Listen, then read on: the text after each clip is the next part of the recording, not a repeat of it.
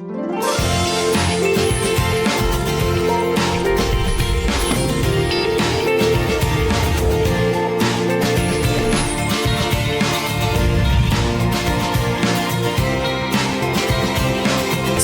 सवेरे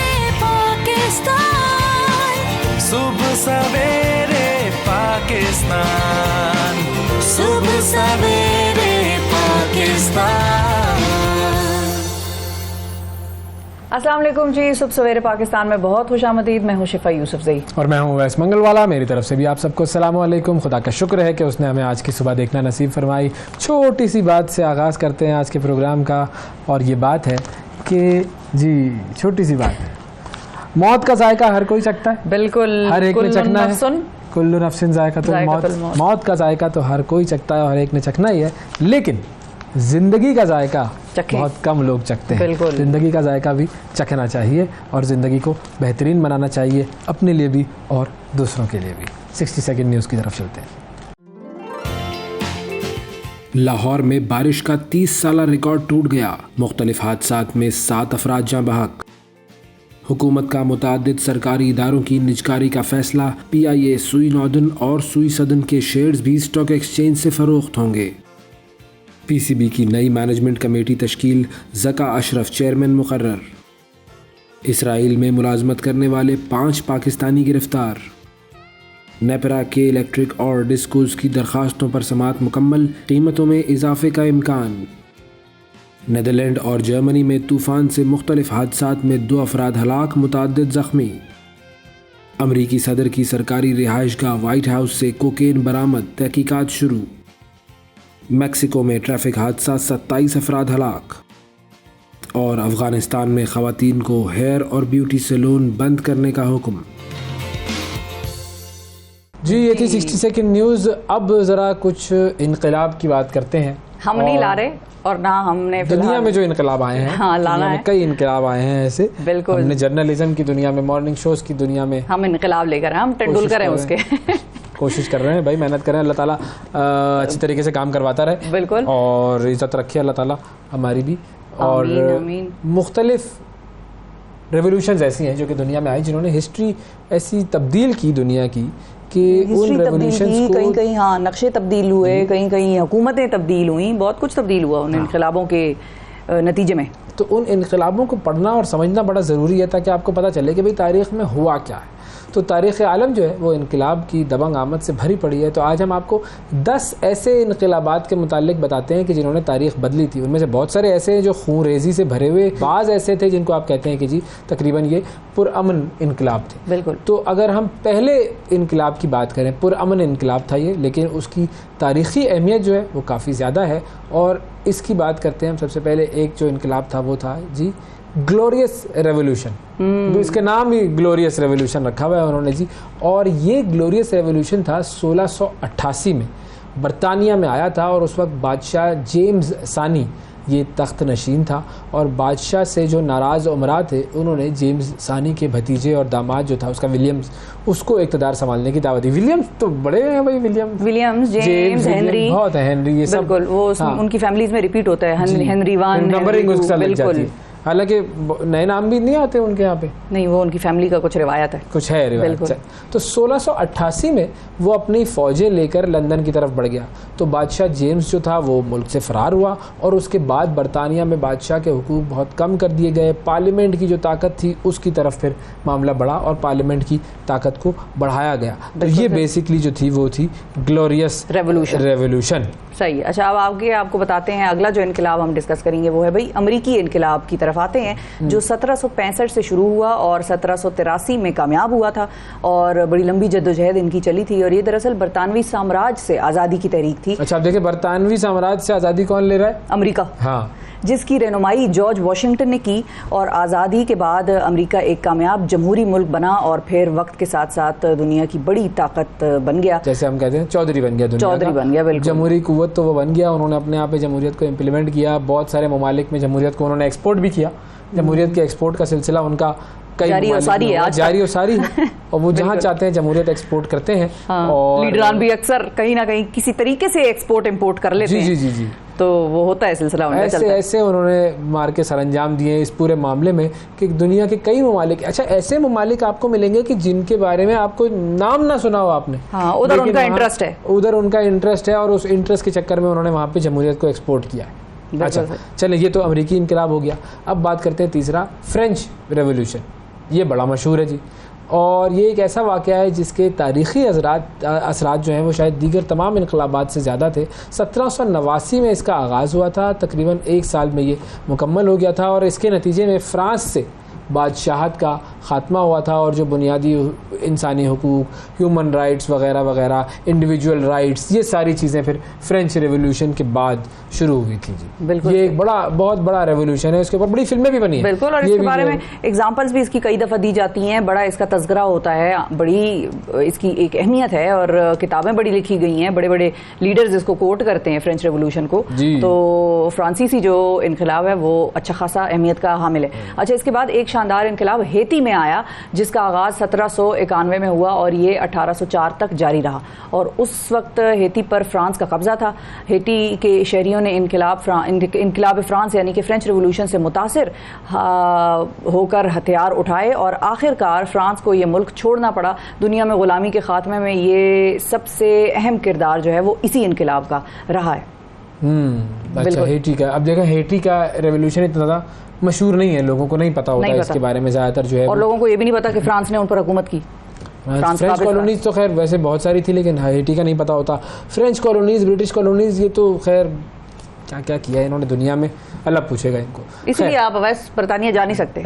नहीं तो जो आप फ्रीडम ऑफ स्पीच तो दें ना, मुझे राइट तो दें, बात करूं। नहीं देते सर वो, ये तो कोई बात ही नहीं हुई, हम बोले तो कह रहे हैं कि बोलता है ये क्या बात।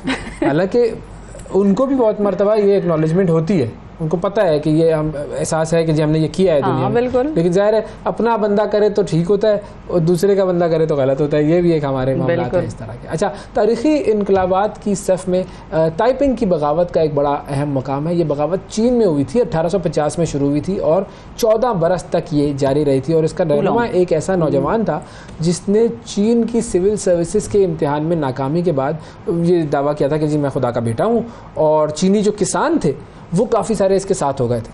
फिर ये जो बगावत थी, या यूँ कहिए कि जो लड़ाई थी, ये 14 बरस चली थी, 2 करोड़ लोग इसमें मारे गए थे और नाकाम हुई थी ये बगावत, लेकिन चीनी तारीख़ पर इसके असरात बहुत ज़्यादा गहरे हैं। बड़ी लंबी और बड़ी ब्लडी रेवोल्यूशन, 14 साल तक।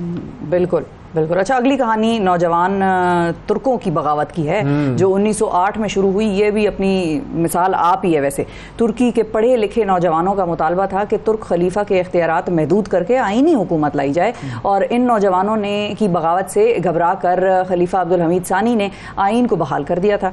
नौजवान तुर्कों ने मुल्क में वसी पैमाने पर इस्लाहात की, जिससे तुर्की जो है वो कदीम दौर से निकल आकर जदीद दौर में दाखिल हो गया। और अच्छा, तुर्की का जो इनकलाब है उसके अंदर बड़ी वेरिएशंस है, और उसमें मुख्तलिफ औकात में मुख्तलिफ अकसाम और मुख्तलिफ लीडरान का अपना अपना छाप नजर आती है उसमें। अच्छा, एक तो ये कि तुर्की जो था वो बेसिकली खिलाफत का जो हमारे यहाँ पर भी हम पढ़ते हैं ना, खिलाफत मूवमेंट, मौलाना मोहम्मद अली जौहर और मौलाना शौकत अली जौहर उन्होंने शुरू की थी। वो बेसिकली खिलाफत को दोबारा से रिवाइव करना चाह रहे थे, और जब खिलाफत ख़त्म हुई थी, ये भी वही कि जब बरतानवी कॉलोनाइजेशन और ये सारा मामला हुआ, वहाँ पर बरतानिया के ज़ेर असर फिर जब वो इलाका आया तो खलीफा को हटा दिया गया वहाँ से। खिलाफत जैसी भी थी वो जिस भी हैसियत में थी, लेकिन मुसलमानों के लिए उसकी एक सेंट्रल एक वैल्यू थी, एक इम्पॉर्टेंस थी। और उस ज़माने में आप यहाँ से सऊदी अरब तक आगे तक जा सकते थे बग़ैर वीज़े के। क्यों? क्योंकि आपको पता था कि जी एक मुसलमान है जो यहाँ से चला है, वो वहाँ तक जा रहा है, वो पूरा जो है वो उसको वो पासपोर्ट वीज़े की ज़रूरत नहीं होती थी, क्योंकि वो एक खिलाफत के एक नज़रिए के तहत एक लिंकेज ज़रूर था। वो प्रैक्टिकली शायद हमें उतना नज़र ना आए, लेकिन वो लिंकेज था और उस लिंकेज के बहुत सारे फ़ायदे भी थे। लेकिन उसके बाद जब खिलाफत ख़त्म हुई, फिर उसके बाद तुर्की में फिर वो जो कमाल अतातुर्क वाला मामला शुरू हो गया, उसको भी बहुत सारे लोगों ने आइडलाइज़ किया। फिर वहाँ पर जो अरबी रस्मुल ख़त तक पर पाबंदी लग गई थी, नमाज जो है वो रिलीजियस जितने भी मामला थे उनके ऊपर पाबंदी लग गई थी, नमाज उन्होंने अपने लैंग्वेज में शुरू कर दी। अजीब ही एक मामला वो शुरू हो गया था। बहरहाल फिर उसके बाद उस रेवोल्यूशन के असरात ख़त्म हुए कुछ हद तक, और फिर ये अब आजकल जो अर्दोगान साहब की हुकूमत है उसको कहते हैं कि वो थोड़ा सा प्रो इस्लाम हुकूमत है, उनके हवाले से भी मॉडर्नाइजेशन और के वो लगाए जाते हैं इल्ज़ाम कि जी मॉडर्नाइजेशन से वो दूर हैं, और जो उनके मुखालिफिन हैं वो कहते हैं कि हम इस मुल्क को एक मॉडर्न मुल्क बनाएंगे। तो वहाँ पर भी बहुत ज़्यादा आपको उतार चढ़ाव नज़र आते हैं बिल्कुल तुर्की के अंदर। अच्छा, फिर तारीख़ी इनकलाबात का जो अगला बाब है रशियन रेवोल्यूशन, ये भी बड़ी अहम है। 1917 में ये कामयाब हुई थी, और इसके मुतालिक हम सब ज़्यादातर जो लोग पढ़ते हैं उनको पता ही है। रूस से बादशाहत का ख़ात्मा, ज़ार्स जो थे रूस के, वो बादशाहत का ख़ात्मा हुआ वहाँ पर, और कम्युनिज़म का एक तरीके से दौर वहाँ पर शुरू हो गया। बिल्कुल, बड़ा प्रॉब्लमेटिक भी रहा बड़े वक्तों तक कम्युनिज़म उनके लिए, और कम्युनिज़म में वो चले तो गए, लेकिन बाद में कुछ अर्से बाद उनको समझ नहीं आई कि अब कम्युनिज़म का करना क्या है और कैसे इसमें अपने आप को एडजस्ट करना है, सेटल करना है, और लोगों को इसका फ़ायदा ज़ाहिर है कैसे पहुँचाना है, क्योंकि सोशलिज्म और कैपिटलिज्म की भी बैटल इसी तरीके की है। बिल्कुल, तो कम्युनिज़म और डेमोक्रेसी वाले जो मामला हैं वो भी लड़ते रहेंगे, निज़ाम हमेशा टकराते रहेंगे। और एक हमारा वो क्या है, वो निज़ाम ख़ास है तरकीब में कौम रसूल आज़मी, एक हमारा निज़ाम भी है जो आज तक नज़र कहीं नहीं आ रहा, लेकिन उसकी कहीं कहीं आपको जो है वो इम्प्लीमेंटेशन थोड़ी थोड़ी नज़र आती है। फिर हम अपने हदफ से हट जाते हैं, अपने रास्ते से हट जाते हैं। हम ये नहीं देखते कि हमें जो निज़ाम दिया गया था, जो इल्हामी मज़हब हमारा, हमने जो निज़ाम दुनिया को दिखाया भी प्रैक्टिकली इम्प्लीमेंट करके, वो आज कहाँ पर है। बहरहाल आगे बढ़ते हैं। अच्छा, इसी तरह फिर चीनी इनकलाब, चाइनीज़ रेवोल्यूशन 1949 में आई, और जब माओ ज़ेतुंग ने चियांग काई शेक की फ़ौजों को शिकस्त देकर इक़्तिदार संभाला और चीन जदीद सनती दौर में दाखिल हुआ। उसने तो खैर चीन का नक्शा ही बदल दिया। बिल्कुल बिल्कुल, उसके बाद तो फिर चाइनीज़ रेवोल्यूशन, चेयरमैन माओ हो गए उनका, बिल्कुल। और वो कैप उनकी, हाँ, जिसको वो पहन के तस्वीरें उनकी हैं, और भुट्टो साहब ने भी बड़ी कॉपी की, वो कैप वो पहनते थे, और उधर वो उनकी तस्वीरें काफ़ी सारी हैं जो कि आपको नजर आएंगी इंटरनेट पर। बिल्कुल। अच्छा, बहुत सारी रेवोल्यूशन जिनका हमने जिक्र किया है, जिनका अभी आगे भी करेंगे, उनमें बहुत सारी ऐसी भी हैं जो गुमनाम रेवोल्यूशन हैं, लोगों को बहुत ज़्यादा पता है, जिस तरह हेटी वाली जो सिचुएशन है। फ्रेंच रेवोल्यूशन के बारे में बहुत लोग जानते हैं, लेकिन हेटी की रेवोल्यूशन गुमनाम, लेकिन इनकी कुछ लीडरान की वजह से वो रेवोल्यूशंस दुनिया में मकबूल हुई। Mao is one of them. Mao is one of those leaders के जिनको आज तक लोग कहते हैं माओ की तरह लीडर चाहिए, माओ बनना है भाई, कौम बनाया उसने। तो उसने बिल्कुल चाइना को चाइना बनाने में माओ का जितना हाथ है उतना किसी का नहीं है, क्योंकि उस वक्त अगर आप चाइना की हिस्ट्री पढ़ें तो आपको ये मिलता है कि ड्रग अब्यूज के अंदर चाइना कितना आगे था। अफ्यून पीकर पड़े रहते थे भाई चाइनीज, पता ही कोई नहीं डेवलपमेंट क्या, और उस बंदे ने आके कैसे उस कौम को तब्दील किया, एक कौम बनाया। माओ की हिस्ट्री पढ़ लें, बस आप माओ बन जाएंगे, हिल जाएंगे उसकी। अच्छा, फिर क्यूबा का इनकलाब बड़ी अहमियत का हामिल है, और जुनूबी अमेरिका में कम्युनिज़म की लहर का ये बुनियादी हिस्सा था, और फिडेल कास्ट्रो की क़यादत में ये 1953 में शुरू हुआ था। 1959 में ये कामयाबी से हमकिनार हुआ था, और इस इनकलाब की कामयाबी के बायस यूँ कहिए कि अमेरिका का हमसाया बन गया था कम्युनिज़म। बिल्कुल। अब अगेन इसमें देखें, क्यूबा है तो बड़ा छोटा सा मुल्क है, हाँ। और अमेरिका जैसा पावर हमेशा उसके कहीं ना कहीं फड्डेबाजी भी उसके साथ रहती है थोड़ी बहुत, और क्यूबा में तो दुनिया में अगर कोई बुरा तरीन मुल्क है अमेरिका के हवाले से वो क्यूबा है। बिल्कुल। लेकिन आप देखें कि अगेन इधर भी लीडर आया है, फिडेल कास्ट्रो की वजह से ये रेवोल्यूशन भी लोग ज़्यादा पढ़ने लग गए, वरना उनको शायद इतना इंटरेस्ट ना होता कि भाई क्यूबा के। हाँ, इंटरेस्ट होने के दो वजूहत है, एक ये फिडेल कास्ट्रो, और दूसरा ये कि भाई टक्कर किससे ली हुई है, अमेरिका से ली हुई है। तो ये दो इसके हवाले से इंटरेस्टिंग। फिडेल कास्ट्रो के अलावा चे गुएरा भी है। हाँ, लीडर्स की वजह से ये जो हैं रेवोल्यूशंस, ये कामयाब भी होती है, नाकाम भी होती हैं, लेकिन जानी भी इनकी वजह से बहुत हद तक को दुनिया में फैलाने में जितना एक ये हीरो एक सिंबल जो बना है, उसके स्टिकर आपको नजर आते हैं गाड़ियों में, चे गुएरा की वो टोपी सितारा उसके ऊपर लगा हुआ, पूरा एक स्टेटस सिंबल बन गया है। बिल्कुल, लड़कों में फैशन के हवाले से बड़ा पॉपुलर है चे गुएरा। अच्छा, आखिरी इनकलाब 1979 में ईरान में आया था, और ये भी ऐसा इनकलाब था कि आज तक दुनिया समझ नहीं आई दुनिया को कि व्हाट हैपेंड, जिसने इस मुल्क को मगरबी असरात से पाक कर दिया। आयतुल्लाह ख़मैनी जो हैं वो इस इनकलाब के जिसको कहें कि सुरखैल थे, लीडर थे, और अभी तक ईरान में इनकलाबियों की दूसरी जो नस्ल है उसका गलबा है। और आयतुल्लाह ख़मैनी के हवाले से भी फिर अगेन लीडर उन मुल्कों को, उन कौमों को और उन इनकलाबों को सिग्निफिकेंस देता है। मतलब कहीं इनकलाब लोगों की वजह से, ज़ाहिर आवाम साथ होती है तो ही लीडर चलता है किसी इनकलाब को लेकर, लेकिन लीडर पे बड़ा डिपेंड करता है कि कौम में इनकलाब आएगा या नहीं आएगा, कौम ट्रस्ट कितना करती है, कॉन्फिडेंस कितना है कौम का अब उस लीडर पर। खुमैनी साहब जो है वो ईरान से बाहर थे, बिल्कुल, वहाँ पर रहकर उन्होंने अपनी जिद्दोजहद की और बड़ा ज़बरदस्त ये इनकलाब है। इसकी भी हिस्ट्री अगर ये और मुनफरिद बना देता है इस इनकलाब को कि भाई लीडर एक तो है ना ऑन द ग्राउंड, लोगों को चल रहा है, चलो निकलो घर से निकलो, एक है कि लीडर मौजूद ही नहीं है और लोग निकल रहे हैं भाई उसकी आवाज पे। तो लीडर की पॉपुलैरिटी और ट्रस्ट की बात है, बिल्कुल, कितना लोग उसके ऊपर ट्रस्ट करते हैं। और खुमैनी साहब का जो ये इनकलाब था, ये जब कामयाब हुआ है तो उसके बाद ईरान का नक्शा ही पलट गया, और उसके बाद जो ईरान की जो आइडेंटिटी बनी है वो देखे ना फिर कैसे कैसे लीडर ईरान में पैदा हुए, और वहाँ पर जिस तरीके से उन्होंने वेस्ट को एक टक्कर देने का या एटलीस्ट उसके सामने खड़े होने का जो हौसला था, हर लिहाज से पॉलिटिकली, स्ट्रेटेजिकली, अगर आप उनका एक एटमी प्रोग्राम ही उठा के देख लें तो ईरान पे पाबंदियां दर पाबंदियां दर पाबंदियां चल रहा है। वो मामलात उनके इस कदर संगीन हो गए कि बहुत सारे, जाहिर है जब किसी मुल्क पे पाबंदी लग जाती है तो उसके साथ दूसरे भी चाहे जितना सपोर्ट कर रहे हो उसको ट्रेड करने में, उन ममालिक के लिए भी मसाइल होते हैं। आपने ईरान से ट्रेड किया तो आप पे भी पाबंदियां, सैंक्शंस तो इस तरह से काम करती हैं। लेकिन ईरान ने भी कहा कि भाई वो जो भुट्टो साहब ने कहा था ना, घास खा लेंगे लेकिन बम बनाएंगे, उसकी बेहतरीन जो मिसाल दुनिया में मौजूद है वो ये ईरान में हुआ है कि भाई घास खा लेंगे जो उनका लीडर, लेकिन बम बना, वो अपना एटमी प्रोग्राम जो है वो चलाएंगे। बिल्कुल, अहमदीनेजाद ने किस तरीके से वहाँ पर काम किया। बहरहाल, अच्छा, अब ईरानियन इनकलाब जो है उसके हवाले से एक और भी बड़ी इंटरेस्टिंग चीज़ है, यूएस एम्बेसी को होस्टेज किया गया था। बिल्कुल, ये वाकया सिर्फ आपको मैं यूँ छोड़ कर जाता हूँ कि भाई ज़रा जाकर चेक कीजिएगा कि यूएस एम्बेसी के ऊपर किस तरीके से ईरान में कब्ज़ा किया गया था, वो क्या मामला था और कितने दिन तक वो कब्ज़ा रहा, और उसने उस जगह की तारीख़ बदली है। ये सिर्फ पढ़ने वाली चीज़ है। और दूसरी चीज़ इसी ईरानियन इनकलाब से रिलेटेड 1979, अब ये एक बड़ा क्रूशल दौर है। 1979 में शुरू होता है एक तरफ ईरान का इनकलाब का यूँ कह लीजिए प्रोसेस, और दूसरी तरफ शुरू होता है अफगानिस्तान में रशिया ने अपनी फौजें उतारी। वहाँ पर जो है वो मुजाहिदीन खड़े होते हैं कि जी रशिया आए तो सही जरा, हाँ, और फिर उसके बाद अमेरिका के भी इंटरेस्ट वहाँ पर शुरू होते हैं। तो बहरहाल अब ये दो ऐसी सल्तनतें तो क्या मुल्क ऐसे हैं जो कि तैयार हो रहे हैं इस्लामाइजेशन की या इस्लामिक पॉलिटिक्स के हवाले से।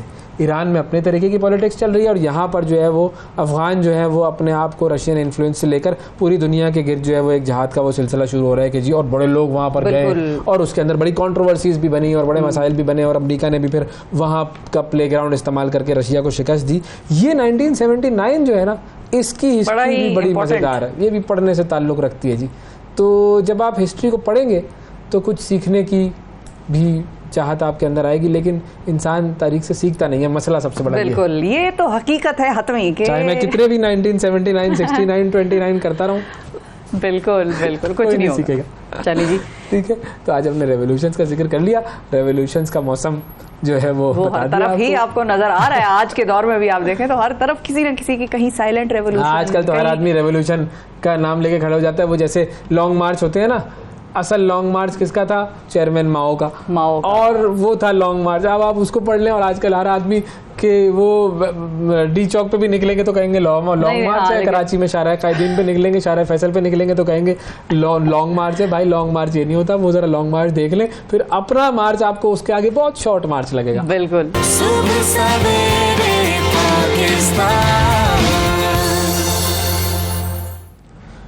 वेलकम बैक जी। अब कुछ बात करते हैं कराची के मसाइल की, और कराची के मसाइल हल करने के लिए एक शख्सियत मैदान में उतरी है, और मेयर के पास हमेशा हमने ये सुना है, इस किस्म की बातें हम करते रहते हैं कि भाई इख्तियारात नहीं है, इख्तियारात की जंग है। अगर प्रोविंशियल गवर्नमेंट नहीं होगी एक पार्टी की और लोकल गवर्नमेंट किसी और पार्टी की होगी तो फिर मामला जो हैं वो स्मूथली नहीं चल सकते और कराची को फ़ायदा नहीं हो सकता। अब कराची के मसाइल हैं क्या क्या, और मेयर कराची उन मसाइल को कितनी हद तक हल करने में कामयाब हो सकता है गिवन जो भी हमारा स्ट्रक्चर है, पावर स्ट्रक्चर और वर्क स्ट्रक्चर, उस पर हम बात करेंगे। मेयर कराची मुर्तज़ा वहाब साहब हमारे साथ हैं।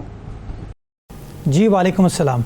मुर्तज़ा साहब बहुत शुक्रिया सर प्रोग्राम में वक्त देने के लिए। मसरूफियत तो आपकी काफ़ी चल रही होगी कराची के जो हालात हैं और जो मामलात हैं उसको देखते हुए अगर कहा जाए तो। शुक्रिया आपने मुझे बुलाया, और मेरी तरफ से आप तमाम लोगों को बिलेटेड ईद मुबारक। मसरूफियात हैं जी, जिस भी ओहदे पर इंसान होता है आपको भी मुबारक। तो मसरूफियात होती हैं, सरगर्मियाँ होती हैं। कोशिश ये करनी चाहिए कि जो ज़िम्मेदारी मिली है उसको एहसन तरीके से निभाया जा सके, और कोशिश कर रहा हूँ कि हद्दुल इम्कान ये एफ़र्ट की जाए कि जो टास्क मिला है उसमें खिदमत और डिलीवरेंस हो सके। खिदमत और डिलीवरेंस हो सके। अच्छा, आप पर जो ये अब जिम्मेदारी आई है, आप इसको कैसे मैनेज करेंगे? देखिए, मैंने जिस दिन हल्फ लिया था उसके बाद प्रेस कॉन्फ्रेंस की, चार्ज संभालने के बाद मैंने यही कहा था कि इख्तलाफात होते रहते हैं, तनकीद करने वाले तनकीद करते रहते हैं, लेकिन जो शख्स सरकारी ओहदे पर विराजमान है उसको जवाब देना चाहिए अपनी परफॉर्मेंस से, अपने काम से।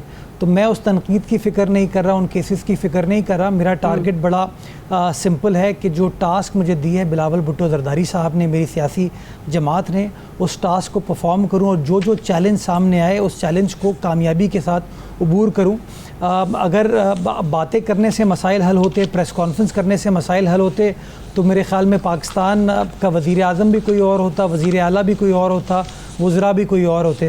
तो मैं समझता हूँ प्रेस कॉन्फ्रेंस की सियासत और दुनिया अलग है, काम की सियासत और दुनिया अलग है। तो मैं काम के ऊपर फोकस करना चाहता हूँ, और हालिया दिनों में जो ईद उल अज़हा के हवाले से शहर कराची में काम हुआ, उसके ऊपर एक कंसेंसस है कि कराची वालों ने बेहतर तरीके से काम होते हुए देखा, एहसन तरीके से काम होते हुए देखा, और जो चैलेंज था नई इंतज़ामिया के लिए, मैं समझता हूँ लोगों ने उसके ऊपर इत्मीनान का इजहार किया कि एक एहसन अंदाज से वो तमाम काम किया गया है। तो टारगेट मेरा यही है कि जो बेहतरी का सफ़र कराची शहर में स्टार्ट हुआ है, इसी तरीके से बेहतरी आती रहे, और अपने नाक़दीन को या वो प्रेस कॉन्फ्रेंस की जो शौकीन लोग हैं उनको अपने काम से जवाब दें।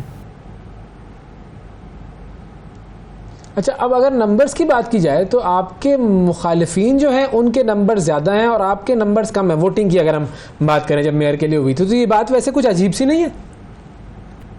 नहीं, मैं इस बात से इत्तफाक नहीं करता ओवैस साहब। मेरे हिमायती जो अरकान हैं उनका नंबर 173 है, और मेरे मुखालिफ जो वोट पड़े हैं वो 162 हैं या 161 हैं।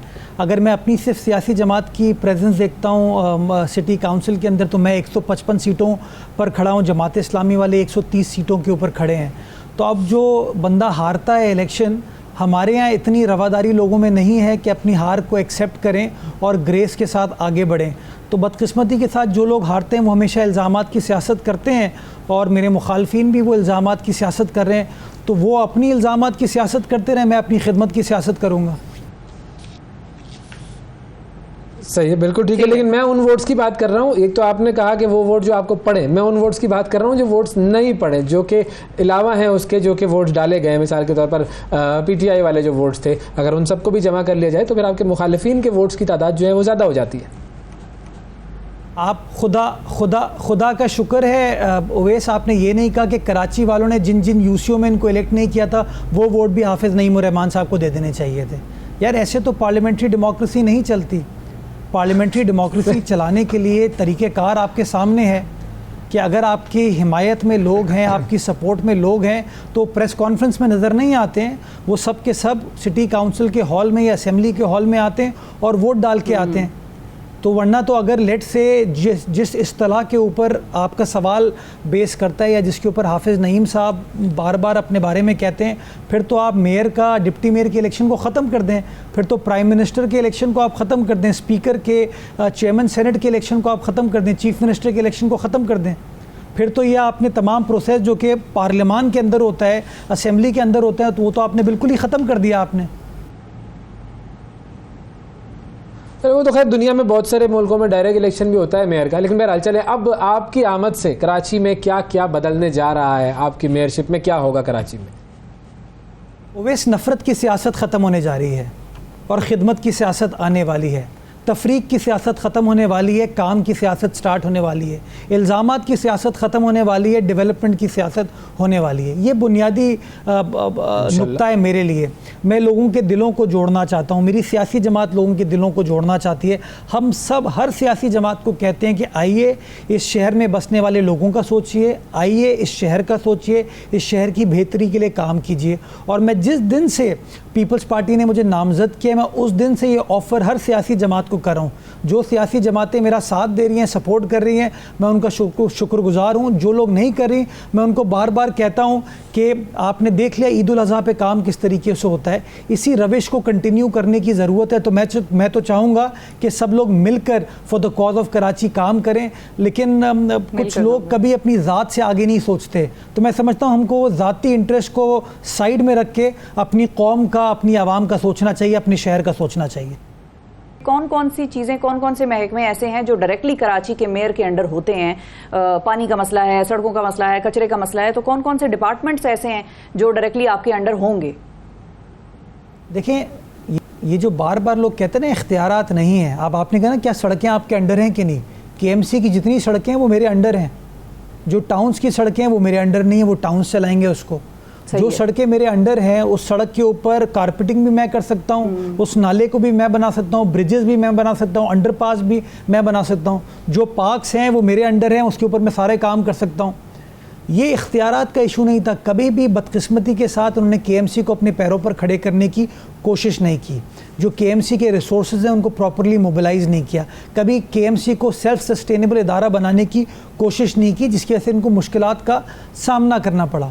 टारगेट यही है कि आप लोगों को रिलीफ दें, और लोगों को रिलीफ देने के बाद आप उनको ये कन्विंस करें कि जी जो KMC को रिसोर्स मोबिलाइजेशन करनी है उसके अंदर शहरी उनका साथ भी दें, उनकी मदद भी करें।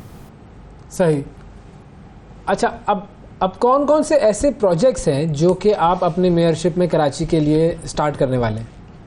देखें ओवैस, मल्टीपल चीज़ें, कुछ शॉर्ट टर्म टारगेट्स हैं, कुछ मीडियम टर्म टारगेट्स हैं, कुछ लॉन्ग टर्म टारगेट्स हैं। जो शॉर्ट टर्म टारगेट्स हैं ये वो टारगेट्स हैं जो कि उस ज़माने में पिछले 1.5-2 साल में जब माजी में हमारे पास ये कंट्रोल था, हमने उन कामों को स्टार्ट किया था। टारगेट ये होगा अगले 3 से 4 महीने में उन स्टार्ट किए हुए कामों को मुकम्मल करें, ताकि शहरी देख सकें कि क्या क्या काम हुआ, जिसका सिलसिला स्टार्ट हो चुका है। पिछले दिनों चेयरमैन पीपल्स पार्टी लियारी गए थे और ककरी ग्राउंड के एक मल्टीपर्पज़ स्पोर्ट्स स्टेडियम का उन्होंने इफ्तिताह किया। वज़ीर आला सिंध ईद से एक दिन पहले इब्राहिम हैदरी गए थे, वहाँ पर बलोच मुजाहिद फुटबॉल ग्राउंड का उन्होंने इफ्तिताह किया। और इस तरह के मल्टीपल और प्रोजेक्ट्स हैं हमारे जो कि बिल्कुल इस वक्त दे आर नियरिंग कम्प्लीशन। तो टारगेट हमारा ये होगा उन कामों को जल्द अज जल्द मुकम्मल किया जाए। कुछ हमारे मीडियम टर्म प्रोजेक्ट्स हैं कि कैसे आप सेवरेज के मसाइल को आप हल कर सकते हैं, कैसे आप पानी की मुनसिफाना तकसीम शहर के अंदर मैनेज कर सकते हैं। और कुछ लॉन्ग टर्म प्रोजेक्ट्स हैं जिसके अंदर मास ट्रांजिट भी और कराची के अंदर पानी की नई लाइंस को प्रोवाइड करना, यानी कि कराची की जो रिसोर्स है, पानी की जो सप्लाई है उसको बढ़ाना। हम माजी में अनफॉर्चुनेटली काम ये करते थे कि जो एग्जिस्टिंग रिसोर्स है उसी को इस्तेमाल करते थे। अब हम कुछ और नई रिसोर्सेज के ऊपर काम करें ताकि कराची का जो सप्लाई पूल है पानी का वो बढ़ सके, और इंशाल्लाह लॉन्ग टर्म में लोगों को नज़र आएगा कि उसके ऊपर भी काम हो रहा है। अच्छा, पानी के हवाले से तो बिलावल साहब ने भी कहा था कि भाई मुझे भी टैंकर का पानी लेना पड़ रहा है, तो मेरे ख्याल में आपको उनका मसला भी हल करना पड़ेगा, उनको इस मसले से निजात दिलवानी पड़ेगी। रावल साहब भी शहरी हैं और मैं समझता हूँ एक आम आदमी भी शहरी है। हर शख्स का बुनियादी हक है कि उसको पानी मिलना चाहिए, और रियासत की ज़िम्मेदारी है कि वो पानी प्रोवाइड किया जाए। इंशाल्लाह काम करेंगे और इस मसले को हल करके देंगे। और मैं शहरियों को भी ये कहूँगा कि पानी एक कमोडिटी है। अब हमारे यहाँ एक और अनफॉर्चुनेट एस्पेक्ट ये है कि हमने कभी भी अपने वाटर एंड सेवरेज बोर्ड को रेवेन्यू पर्सपेक्टिव से नहीं देखा कि कैसे वो एक इदारा ख़ुद अपने आप को सस्टेन कर सकता है। तो उसके ऊपर भी काम करें ताकि लोगों को अच्छी सर्विस प्रोवाइड करें और लोगों को रिलीफ मिल सके। बिल्कुल सही है। अच्छा, ये बताएं कि इस चीज़ में कितनी हकीकत है जब लोग ये कहते हैं कि प्रोविंशियल गवर्नमेंट और लोकल गवर्नमेंट एक ही पार्टी की हो तो दोनों एक दूसरे के साथ ज़्यादा सपोर्ट और ज़्यादा कोऑपरेशन से चलते हैं, क्योंकि वसीम अख्तर साहब का ये भी कहना था कि चूंकि प्रोविंशियल गवर्नमेंट पीपल्स पार्टी की है, मैं लोकल गवर्नमेंट का हेड दूसरी पार्टी का हूँ, तो वो मुझे सपोर्ट नहीं करते थे। देखिए शिफा, मैं समझता हूँ जितनी पॉलिटिकल हार्मनी होगी ना, उतना मैं समझता हूँ आप बासानी लोगों की खिदमत कर सकते हैं। जब मुख्तलिफ पॉलिटिकल पार्टीज़ जिनका एक दूसरे से बड़ा मेजर सियासी इख्तलाफ है, वो बदकिस्मती के साथ उनका टारगेट यही होता है कि वो अपनी अच्छाई पर फोकस ना करें लेकिन दूसरों की बुराई के ऊपर ज़्यादा फोकस कर रहे होते हैं। तो बदकिस्मती के साथ इससे प्रॉब्लम जन्म देती हैं। जब एक ही सियासी जमात की सूबे में हुकूमत है, उसी सियासी जमात की कराची के अंदर भी इंतज़ामिया होगी, तो मैं समझता हूँ ज़्यादा हार्मनी क्रिएट होगी और सारे इदारे मिलकर काम करने की कोशिश करेंगे और मैं समझता हूँ शहरियों को वो काम होता हुआ नज़र आएगा। अच्छा, आपकी तरफ से क्या दावत होगी पीटीआई को या जमात इस्लामी को कि वो भी आपके साथ मिलकर काम करें? इसमें कोई दूसरी राय नहीं है। मैंने तो जिस दिन हल्फ लिया था उस दिन भी दावत दी थी और मैंने अपने अमल से साबित किया कि मैं बाकी सियासी जमातों के साथ काम करना चाहता हूँ। ईद उल अज़हा के मौके पर मैंने जिस तरह पहले आपको बताया कि मैंने जमात इस्लामी के टाउन चेयरमैन को भी बुलाया और मैंने पीटीआई की भी टाउन चेयरमैन को बुलाया और मैं उनका शुक्रगुजार हूँ कि वो मेरे पास आए।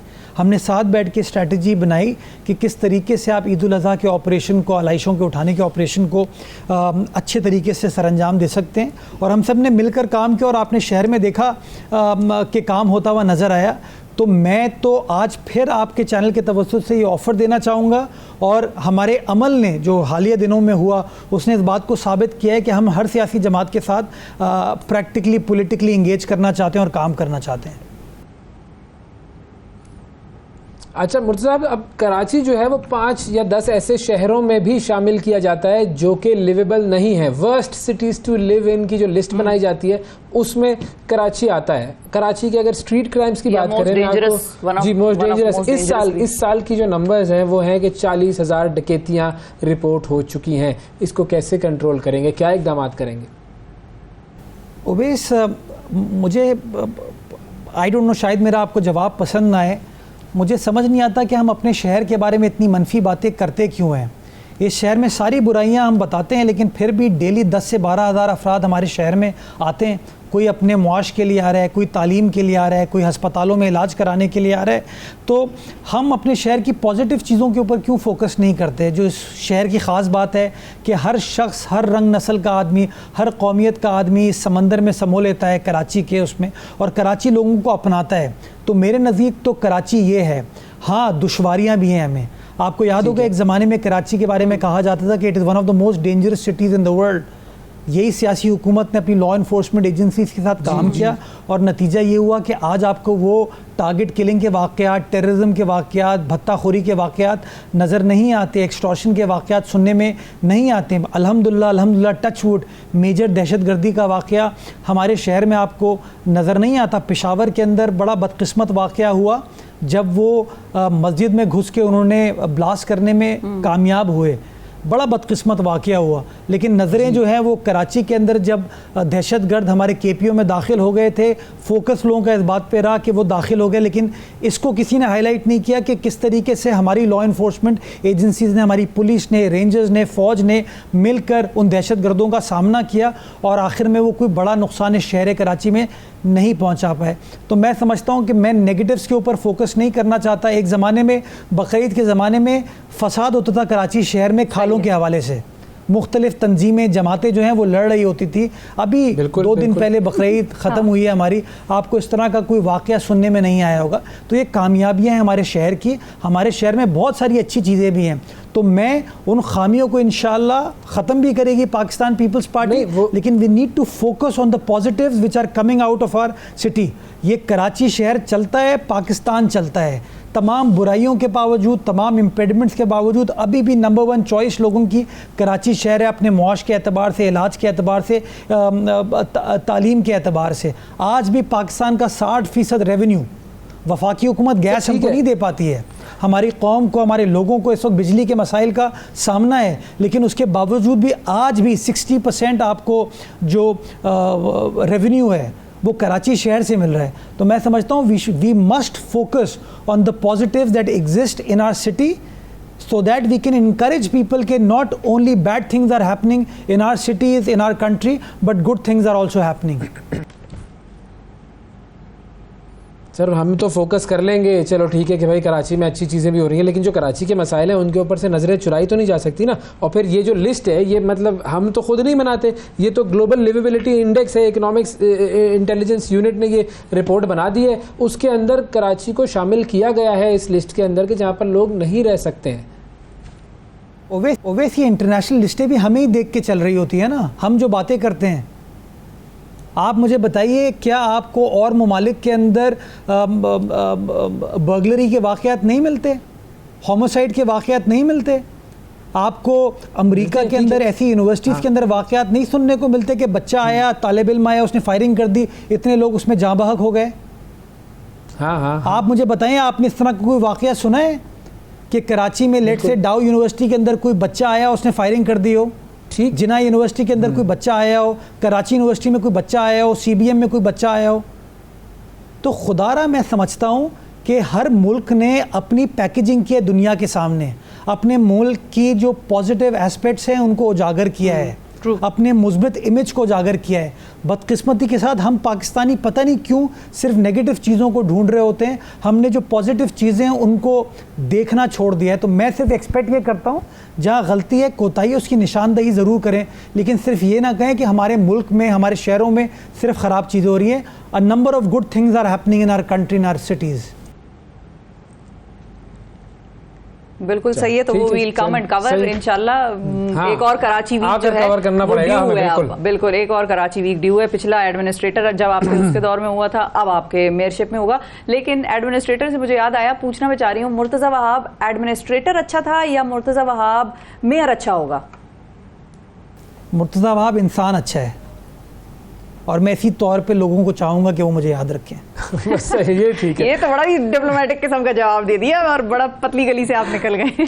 चलिए जी, बहुत शुक्रिया अदा करेंगे। मुर्तज़ा वहाब साहब हमारे साथ मौजूद थे नाजरीन, और बात हो रही थी कराची के हवाले से। वक्फा लेते हैं, वक्फे के बाद मिलते हैं।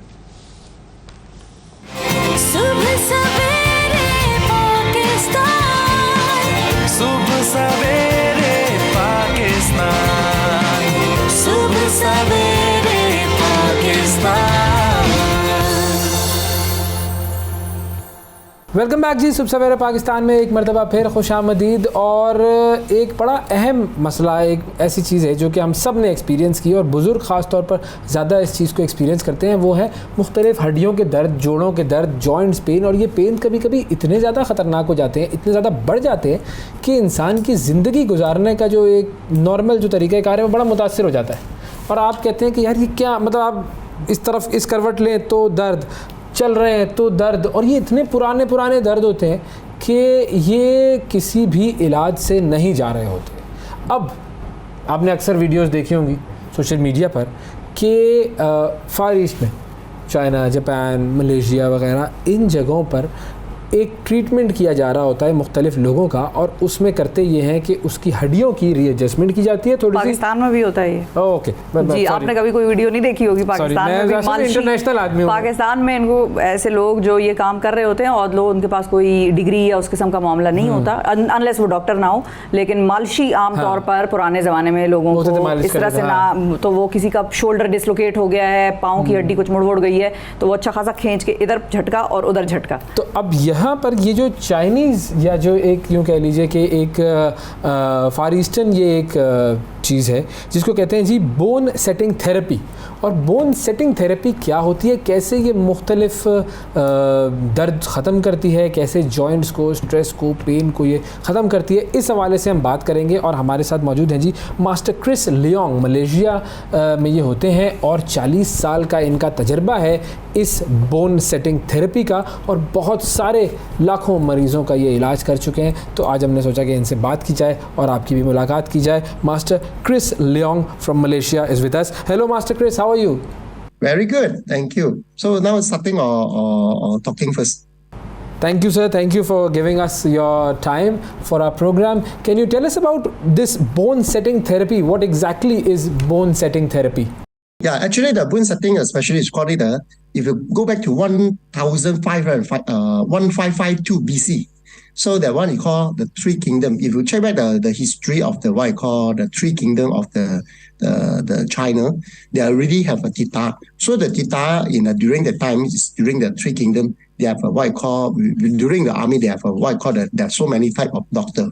Another type is doctor is called a bone setting, called the Tita. So that one is during the war for the time there are manipulations and operations, and also the how to manipulation back all the bones in alignments. That's why until the century, until now, many generations, and now we are the Chinese culture. They are the prolong of this what I call the Theta. And what is the history of bone setting therapy? From where did it start? Okay, so the bone setting started. Of course, origin is from China's. So the China's. Then where I learned of this art, actually, my mother. Actually, I'm from the generations. I'm a third generation from my mom, my father's. Then after that, my father. The Sifu is from the Red Army. The Red Army is a Red Army of the what I call the Chinese physician of the Theta. So the generation come until for me is about more than about 100 over years already. 100 over years. So the Theta is especially a tool like a called manipulation on the bone settings. It's like how to manipulate back all the posture on the 206 bone to the alignment, like fractures, dislocations, slip disc, shoulder dislocation of frozen shoulders. So all these are included in the Theta manipulations. Okay, so Master Chris, can you tell us what types of illnesses and what kinds of diseases can be cured by bone setting therapy? So usually, what kind of illness? Like of course for me, I'm the famous on the what we call it frozen shoulders. A lot of people looking for me is they go for so many treatments. Of course, I'm specialized on the frozen shoulders, knee misalignments or hips misalignments, or the neck. So the neck affected like a neck injury caused like a headache, migraines, or difficult breathings, or a lot of symptoms from the head. So usually I'm specialized on the frozen shoulder, knee, neck, and hips adjustments. Right. So let's talk about the process of this therapy. If you could please give us a small demo or something for us to understand, a demonstration on a model, of course. How do you perform this bone setting? Yes, fabulous. It's my pleasure. So today we have got one patient over here, and from here, so after that I will interview him, what is the problem, and then the cause, and before and after. Okay, come.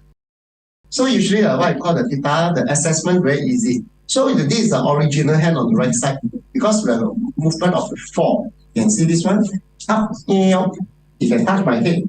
This is called original position. Then you can all the way go to the side way, touch the ear. This is called original position. And the third, no problem. And this one, rotation, touch to my chin and over here. So for this assessment, you can see front, side, left, in, all the movement is very, very smooth. So this part, no problem. Because of the play badminton for about long while, and then slightly, we call it like frozen shoulder, or beside the pinch nerve, all from here. Let me check slowly. Anything you just let me know. Slowly up. Wow. Wow, painful, until here. Okay. Wow. See, until eye level on, see, over here until eye level. So your mechanism, the front, slightly, or jamming. Okay, now. Again. Almost. Again. Okay. So we got a frozen shoulder. Okay, rotation over here. Good. So you can see from the right hand and the left hand, and this is called the movement of the mechanism of the hand. So on the left hand, definitely you got we call it the misalignment on the socket of the shoulder. See, I'm pressing here, very nice one. This side, no problem. I'm pressing on the left side. Okay. Okay. Good. So the assessment of Theta, we're using a technique, we call it manipulations on the socket. Okay, very interesting this is. Okay, can you tell me, is it a painful process? So this one, actually, a lot of people asking me, hey, Chris, it is very painful. I do the treatment at the time. Actually, no painful. So when I checking what I call, I diagnose of the patients, we call it the movement check. Of course, the movement check is more painful than the treatment. So the movement check, you see before and after the result. So usually what we have to assessment for the example for the shoulder. We have to do assessment of the shoulder. We have to lift up, left, right, up and down. We have to four angle of the testing of movement. After the testing movement, very painful on the side. Cannot. Wow, very painful. Painful for 6 months already. So the assessment, yes, is painful, but come to for the treatment at time. So what we do, we are using a lot of a technique. We call it vibrations. Same vibration is called the manipulation back to the joint and the mechanism. using what I call the high velocity impact. We using the more on the vibration to align back to the bone. But the pain is not, you feel like a cracking sound, clack, clack, that's all. Like example, like pulling finger, tok, tok, got the sound like this. The feeling exactly like a pulling finger. But the pain is a bit short on it. So they feel like a bubble sound. But other than that, no problem. And does it have any side effects? Oh, okay. A lot of people are asking, hey, so after do the wound setting like guitar, got any side effect? Side effect, I will say, after the treatment, then the day after, or 2 days or 7 days, within a week, they feel a bit, all the muscles sore, and all the joints will feel very, very sore, like exactly like what I call, like long time you didn't do exercise. Wow, today I'm so happy I go for badminton. For badminton about, wow, so long, because during the COVID, no, cannot go for the badminton. Then I go badminton for the 1 hour, 2 hour section. Then tomorrow you feel like aching, the whole body aching and sore pain. Exactly the same. After the treatment, let's say the person, if no injury, when you do the manipulation, then will not affect, no any side effect, nothing. But after, if the person got a serious injury like a slip disc or neck problem or shoulder problem, after the treatment, then a side effect, we call it a side effect, a bit sore. After sore, rest for about a few days, about a week, then should be no problem. Thank you, Master Chris. Thank you for giving us your time and giving us an introduction about this very interesting bone setting therapy. और बड़ा ही ज़बरदस्त procedure है ये, और देखें कि effective relief इससे मिलता है, और बहुत सारे ऐसे लोग जिन्होंने इलाज करवाया है इस बोन सेटिंग थेरेपी के ज़रिए तो उनको काफ़ी फ़र्क महसूस हुआ है. तो ये बड़ा एक इंटरेस्टिंग चीज़ है. हम असल में एक मेडिकल साइंस की जो मुख्तलिफ जहतें हैं उनको एक्सप्लोर करते नहीं है. एक तो एलोपैथिक है, फिर जैसे हिकमत है, फिर ये एक एक्यूपंक्चर है जिसके ऊपर हमने बात की थी, ये एक बोन सेटिंग थेरेपी है. बहुत सारे मुख्तलिफ तरीके हैं जो कि मुख्तलिफ दुनिया के हिस्सों में, ख़ित्तों में राइज हैं. तो इस तरीके से आगे ही मिलती रहेगी, और ज़ाहिर है असल मकसद तो ये है कि बीमारों को सेहत मिले. वक्फ़ा लेते हैं नाज़रीन, वक्फ़े के बाद दोबारा हाजिर होंगे. हमारे साथ रहिए. सुबह सवेरे पाकिस्तान.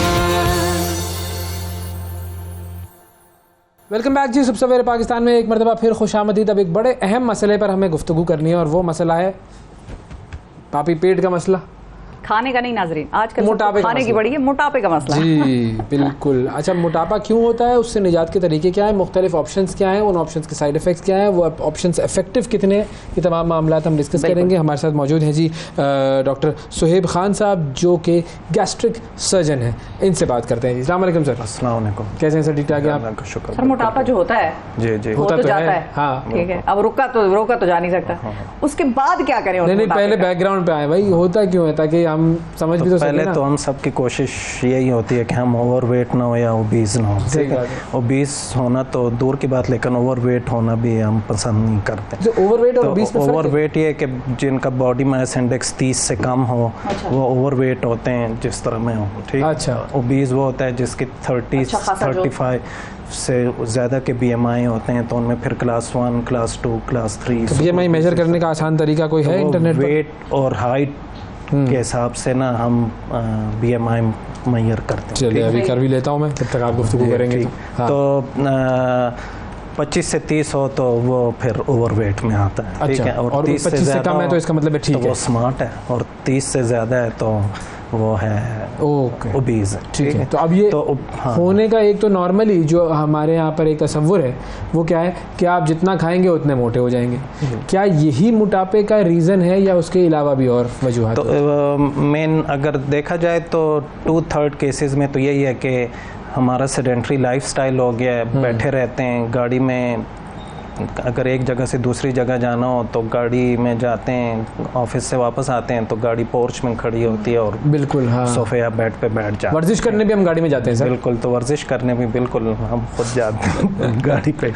तो मेन रीज़न तो ये है कि सेडेंट्री लाइफस्टाइल हो गया. तो exercise plays like 30 to 40% part in obesity.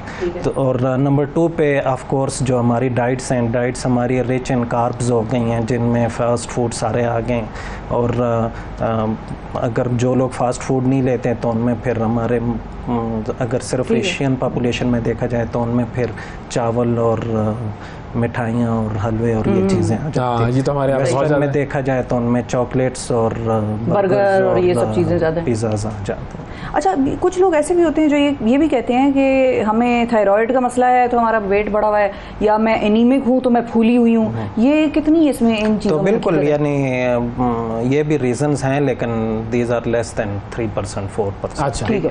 तो मेनली मोटापा किसी के बस में नहीं है। यानी जो हमारा स्लोगन है वो ये है कि ओबेसिटी इज़ अ डिजीज़। ये किसी के बस में नहीं है कि कोई खुद से अपने आप को मोटा कर ले। ठीक है कि ये फैक्टर्स इफेक्ट तो करते हैं, लेकिन जिस तरह अगर हमें कहा जाए कि 1 मिनट के लिए सांस रोक लें तो हम नहीं रोक सकते, फिर सांस लेनी पड़ती है। इसी तरह जो ओबेसिटी या ओवरवेट बंदा होगा तो वो खाने पे कंट्रोल नहीं कर सकता। उसने खाना खाना है क्योंकि उसके बॉडी में हार्मोन जो है वो डिसरेगुलराइज हो चुके हैं, तो उनको बैलेंस में कैसे चाहिए, हाँ। तो उसकी फिर मुख्तलिफ ट्रीटमेंट्स हैं। सही। तो मेनली इसको इसीलिए मेटाबॉलिक सिंड्रोम कहते हैं, और कि जिसमें obesity, diabetes, hypertension, cholesterol level high होना, फैटी लिवर होना, ख़वातीन में पॉलीसिस्टिक ओवरी डिजीज़ होना, ये सब जो है ये मेटाबॉलिक सिंड्रोम। BMI निकल आया जी नाज़रीन, तो आपका अच्छा होगा। आपकी इत्तला के लिहाज से मैंने इसमें अपना हाइट और वेट डाला और इसने कंप्यूट कर दिया है। It is 24.1।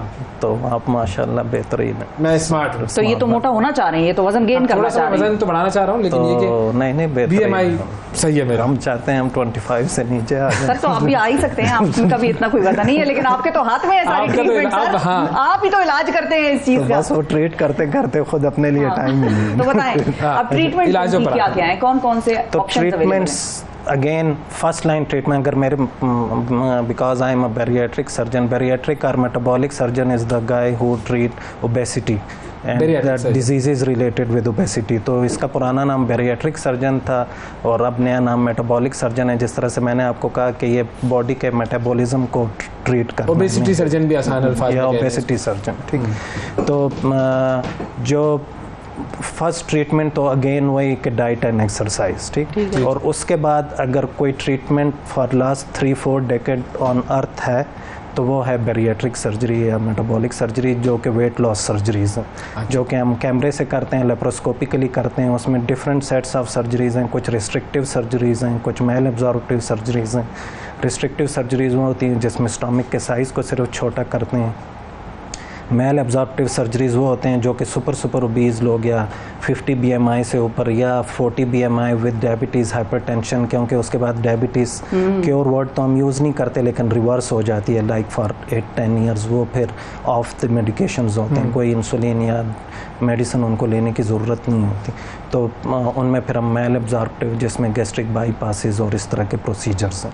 जो रिस्ट्रिक्टिव है उसमें स्लीव गैस्ट्रेक्टमी है, बलून इंट्रागैस्ट्रिक बलून्स हैं जो कि अभी होती क्या क्या है ये सारी चीजें। अब जरा ये बताएं कि वो जो आपने कहा कि वेट लॉस सर्जरी जो स्टमक वाली है वो क्या उसमें होता है? एक को तो हम लाइपोसक्शन बड़े आम अल्फाज में कहते हैं। अगेन लाइपोसक्शन मैडम ये है ना कि लाइपोसक्शन अगर आप कहें कि जी आपके नेक पे थोड़ा सा फैट ज़्यादा है कर दें, मैं कहूँ मेरे शोल्डर पे ज़्यादा है कर दें, ठीक है, ये है कॉस्मेटिक सर्जरी। ठीक है, तो वो बस उस एरिया में फैट्स को रिड्यूस करती, ये है लाइपोसक्शन। ठीक है, तो मैदे वाला कौन सी है जिसमें मैदे का साइज छोटा कर देते हैं? तो यानी ये ओबेसिटी की सर्जरीज नहीं है। लाइपोसक्शन जो असल में जो मिथ है अनफॉर्चुनेटली लेमैन नहीं समझते, वो लाइपोसक्शन के लिए जाते हैं। बहुत से पेशेंट्स मेरे पास आते हैं जो कि लाइपोसक्शन करा के आए होते हैं या टमी टक या एब्डोमिनोप्लास्टीज करा के आए होते हैं, और उनके बाद उनके थाइज़ और उनके जो आर्म्स हैं वो और ज़्यादा बल्की हो चुके होते हैं, क्योंकि वो एक जगह पे तो फैट कम करा लेते हैं लेकिन हार्मोन्स तो उसी तरह से सिक्रेट हो रहे हैं, उन्होंने किसी और पार्ट को टारगेट करना है और फिर वो फैट जो है वो हाइपरट्रॉफिड होंगे, साइज़ में बड़े होंगे। अच्छा, तो लाइपोसक्शन तो हम साइड पे रखते हैं क्योंकि वो प्योर कॉस्मेटिक सर्जरी है। It has nothing to do with उसके साइड इफेक्ट्स कितने हैं वैसे? लाइपोसक्शन मतलब लाइपोसक्शन के सीरियस थ्रेट्स जो हैं, क्योंकि हमने लाइपोसक्शन एक स्टैंडर्ड प्रोसीजर है अगेन और डेथ हो जाती है। Liposuction is a standard procedure but it's a pure cosmetic procedure, और इसमें आप मैक्सिमम 1 किलो या बहुत तीर मार लिया तो 1.5 किलो फैट्स रिड्यूस कर सकते हैं और इसके अलावा नहीं कर सकते। ऑफ कोर्स किसी भी सर्जरी के में इन्फेक्शंस और वो होती हैं, लेकिन अगर बहुत ओबीज़ बंदे में अनफॉर्चुनेटली बहुत ओबीज़ लोग जब कराते हैं तो उनमें स्किन के नीचे पतली वेसल्स होती हैं, खून की नालियाँ होती हैं, या तो वो इंजर्ड होती हैं जिससे खून रिश्ता रहता है और अंदर हीमाटोमा बनता है, फिर इन्फेक्शन हो जाती है, और या फिर उनको जस्ट स्किन के नीचे फैट्स में इन्फेक्शन हो जाती है और फिर अनफॉर्चुनेटली बॉडी के उस एरिया को निकालना होता है। लेकिन लाइपोसक्शन अगर कोई कराए तो फिर उन्हें चाहिए कि वो बेस्ट सेंटर्स जो हैं, बड़े बड़े हॉस्पिटल्स हैं, तो वहाँ पे जाएं जहाँ पे स्टरलाइजेशन टेक्निक्स बहुत बेहतर हों, राउंड द कॉर्नर्स जो क्लिनिक बने हुए हैं उनमें ना जाए। चलिए, उसको तो हम हटा देते हैं वैसे ही, चूँकि वो आपने कहा कॉस्मेटिक है। अब मेडिकल जो ट्रीटमेंट्स हैं उसमें जो आप बता रहे थे कि जो पेट है उसका साइज़ कम कर दिया जाता है, वो क्या ट्रीटमेंट होती है? तो उसमें यह है कि जो स्लीव गैस्ट्रेक्टमी है उसमें 60 to 70% ऑफ स्टमक को हम रिड्यूस कर देते हैं। इसको स्लीव क्यों कहते हैं? इसको स्लीव के वो लाइक स्लीव बस स्टमक बन जाता है, बनाना शेप एक स्टमक बना लेते हैं। स्टमक का वो पार्ट जहाँ से हार्मोन सिक्रेट होते हैं जो कि हमारे ब्रेन को मैसेज देते हैं कि अभी मैंने और खाना है, तो स्टमक के उस पार्ट को हम निकाल देते हैं। अच्छा। तो एक तो ये कि स्टमक का वो वाला पार्ट जो है वो लाइक बलून इन्फ्लेट होता रहता है, उसमें जितना हम डालते जाएं वो एक्सपैंड होता रहता है। तो एक तो एक्सपेंशन वाला पार्ट हम निकाल लेते हैं और दूसरे उसी एक्सपेंशन वाले पार्ट में जो हार्मोन सिक्रेट हो रहा होता है उसको डिस्कनेक्ट करते हैं। तो फिर उसके बाद फिर स्टमक काम कैसे करता है? तो स्टमक की अब कैपेसिटी रिड्यूस हो गई है अब, यानी बाकी तो स्टमक की फिजियोलॉजी हमने नहीं छेड़ी, लेकिन सिर्फ स्टमक का साइज है उसको छोटा किया और जो हार्मोन है उसको उसकी सिक्रेशन को कम किया। लेकिन स्टमक के अलावा बॉडी पार्ट्स, बाकी पार्ट्स से भी वो हार्मोन सिक्रेट होते हैं, तो इतना वो काम करता है। अच्छा, मतलब आपको भूख का एहसास होता है? बिल्कुल, जब स्टमक, बल्कि इनको ज़्यादा होता है, हर 3-4 आवर्स के बाद जब स्टमक एम्प्टी होता है तो थोड़ा सा कुछ लेते हैं और दैट्स इट। अच्छा, तो उसकी जो बेसिकली मिकदार कम हो जाती है, खाना खाने जाती है। ठीक है, तो ये सबसे सिंपल प्रोसीजर है। अच्छा। जो प्रोग्राम आसान प्रोसीजर है, इसमें कोई ये नहीं कॉम्प्लिकेशन साइड इफेक्ट्स? आसान प्रोसीजर है लेकिन in hands of trained bariatric surgeons unfortunately. और ये लॉन्ग टर्म इफेक्टिव कुछ है? लोग long term it works like for 5-6 years. फिर उसके बाद क्या होता है? तो उसके जो स्लीव गैस्ट्रेक्टमी है इसमें वेट रीगेन हो सकता है अगर पेशेंट अपने लाइफ, पेशेंट तो नहीं यानी क्लाइंट हम कहते हैं, क्योंकि हमारे पेशेंट तो ओबेसिटी हुई डिजीज तो फिर इसका पेशेंट ठीक है, तो लाइफ तो बहुत, लेकिन बहुत सी खवातीन आती हैं जो कि 80-85 kg पे भी हमसे कराती हैं, तो वो तो फिर पेशेंट्स नहीं होती। अच्छा, हाँ सही है। तो वेट रीगेन होता है अगर वो अपने लाइफस्टाइल को चेंज ना करें, या आल दो कि इस सर्जरी के बाद फैट्स से और स्वीट्स से एवर्शन हो जाती है, पेशेंट्स को अच्छा ही नहीं लगता कि वो स्वीट्स खाएं या चॉकलेट्स खाएं, लेकिन कुछ लोग 2 ईयर 3 ईयर्स के बाद ज़बरदस्ती या सोशली शुरू करते हैं, और क्योंकि चॉकलेट्स के लिए तो अगर पूरा स्टमक भी निकाल दें तो उसने तो मुंह में मेल्ट हो जाना होता है, तो वेट रीगेन फिर होते हैं। तो इसलिए जो लोग अगर मैंने 140 मेरा वेट है और मैंने 70 kg पे आ गया हूँ या 60 kg पे ऑपरेशन के बाद आ गया हूँ, तो फिर उसके बाद अगर मैं 65-70 पे जाऊँ तो मुझे चाहिए कि अब मैं उसको रिवर्स करूं, क्योंकि अब मेरा वेट इतना कम है कि मैं दौड़ भी सकता हूं, वॉक भी कर सकता हूं, जिम भी कर सकता हूं। तो आल दो के वेट रीगेन ये नहीं होता कि अब अगर मैंने 140 का किया तो वो 60 पे गया और वो फिर 140 पे चला गया, लेकिन हम क्योंकि साइंटिफिक टर्म्स हम यूज़ करते हैं, तो अगर वो 60 से 62 पे भी चला गया तो वेट रीगेन नहीं हो सकेगा। अच्छा, वो जो बॉल वाली ट्रीटमेंट है वो क्या है? बलून ट्रीटमेंट जो होती है? तो बलून की ट्रीटमेंट्स ये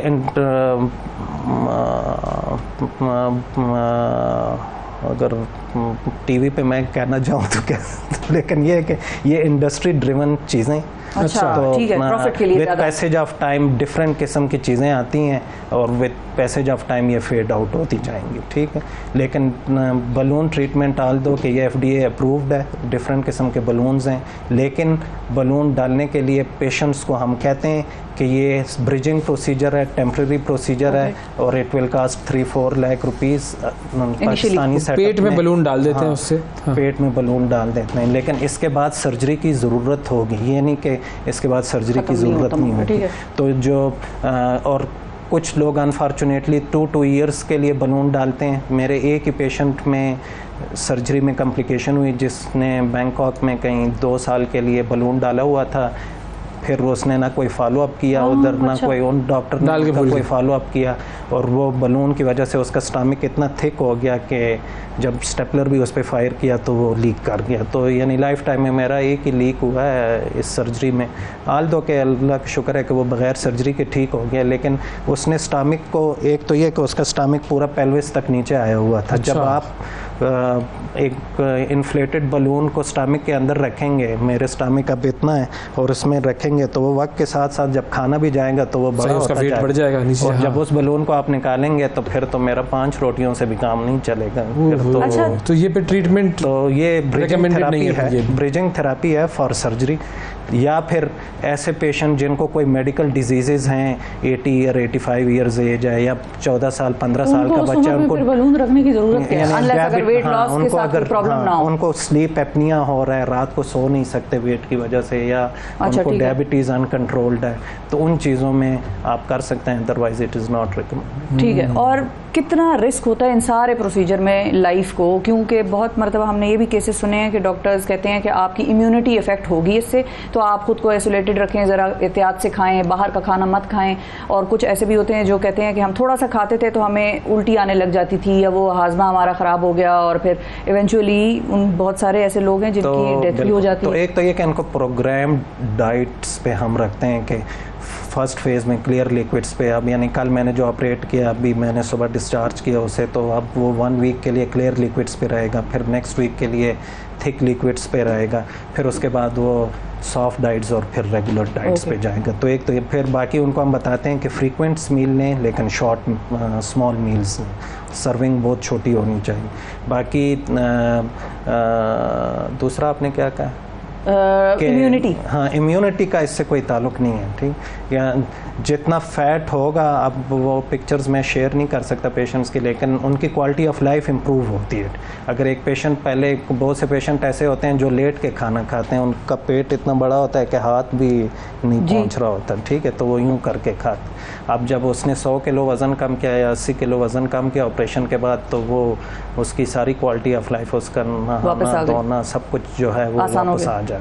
अच्छा, और मेडिसिन कितनी इफेक्टिव हैं या कितनी खतरनाक है? लोग इसके बारे में भी, अब मुझे नहीं पता, मिथ है, या आप ये बेहतर बता सकते हैं कि मेडिसिन वेट लॉस के लिए इस्तेमाल ना करें। ये जो कावे हैं और पता नहीं फलाना वेट लॉस कावा, weight loss T, weight loss supplements, इनसे दूर। अगर आप 1.5 साल पहले मुझसे इंटरव्यू करते तो उस टाइम तो मैं कहता कि, बल्कि मैं कहता भी रहा हूँ मुख्तलिफ चैनल्स पे, कि मेडिकल ट्रीटमेंट, कोई मेडिकल ट्रीटमेंट नहीं है ओबेसिटी की, ठीक है। लेकिन अभी इस फील्ड में काफ़ी वो रिसर्च हो रही है, तो उसमें एक हैं कुछ इंजेक्शंस हैं जो कि आए, जो कि अगेन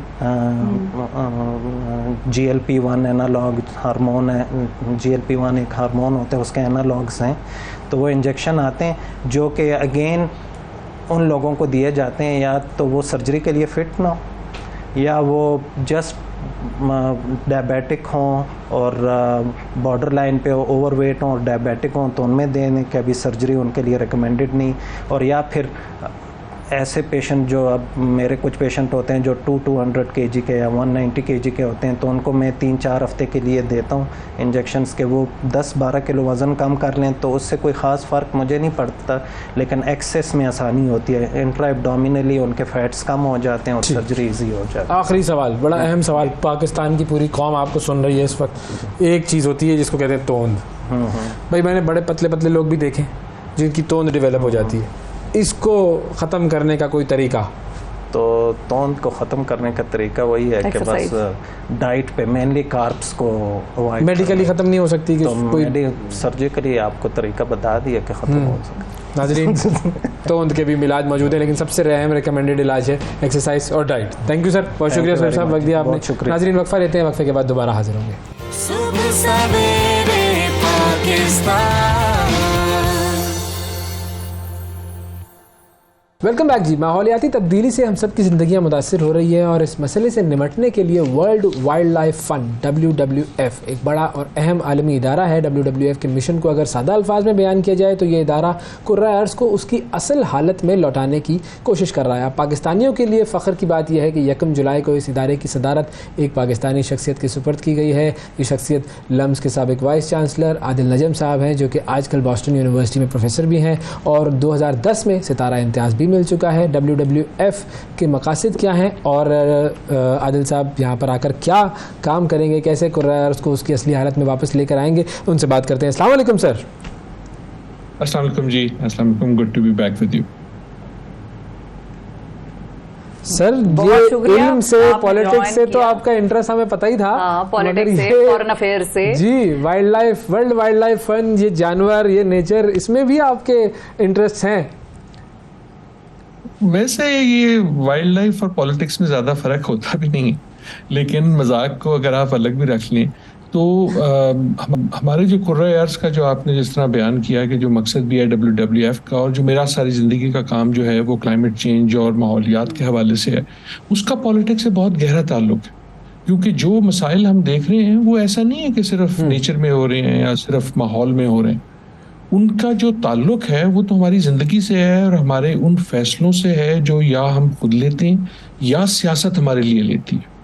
तो what the crisis we are seeing जो है ये सिर्फ पॉलिटिक्स का, वो सिर्फ नेचर का क्राइसिस नहीं है, ये सोसाइटी का और उस लिहाज से पॉलिटिक्स का क्राइसिस है। और मेरी ज़िंदगी का जो सॉर्ट ऑफ फोकस रहा है उसमें पॉलिटिक्स और क्लाइमेट इसी तरह दोनों साथ रहे हैं। और मेरे ख्याल में अगर इन मसलों से हमें हल करना होगा तो हमें पॉलिटिक्स से भी निबर्त आज़मा होगा और पॉलिटिक्स को भी सवाए कुर्सी की दौड़ से हटा के अपनी ज़िंदगी, अपने लोगों की ज़िंदगी और इस कुर्रा अर्ज़ की ज़िंदगी के हवाले से हमें पॉलिटिक्स को भी देखना होगा कि उसका क्या ताल्लुक है इसमें।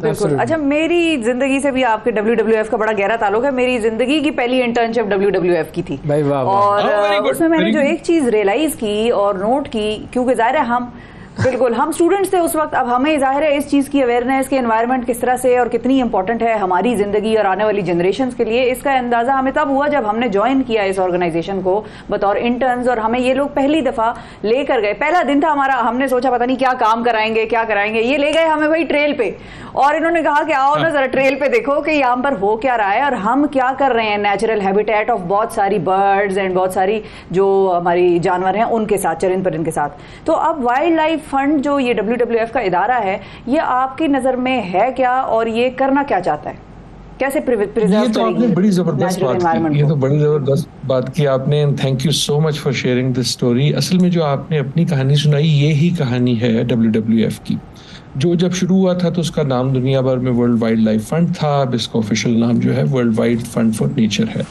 और जैसे कि आपने कहा, इसकी जो सबसे बड़ी ताकत है मेरे ख्याल में वो, जैसे आप थी स्टूडेंट या दूसरे जो इसके मेंबर्स हैं वो है, इसको बयान करने के कई तरीके हैं। मैं आपको बता सकता हूँ कि जी तकरीबन 100 मुल्कों में WWF जो है वो काम करता है नेचर, क्लाइमेट, माहौल, इंसानी तरक्की के हवाले से।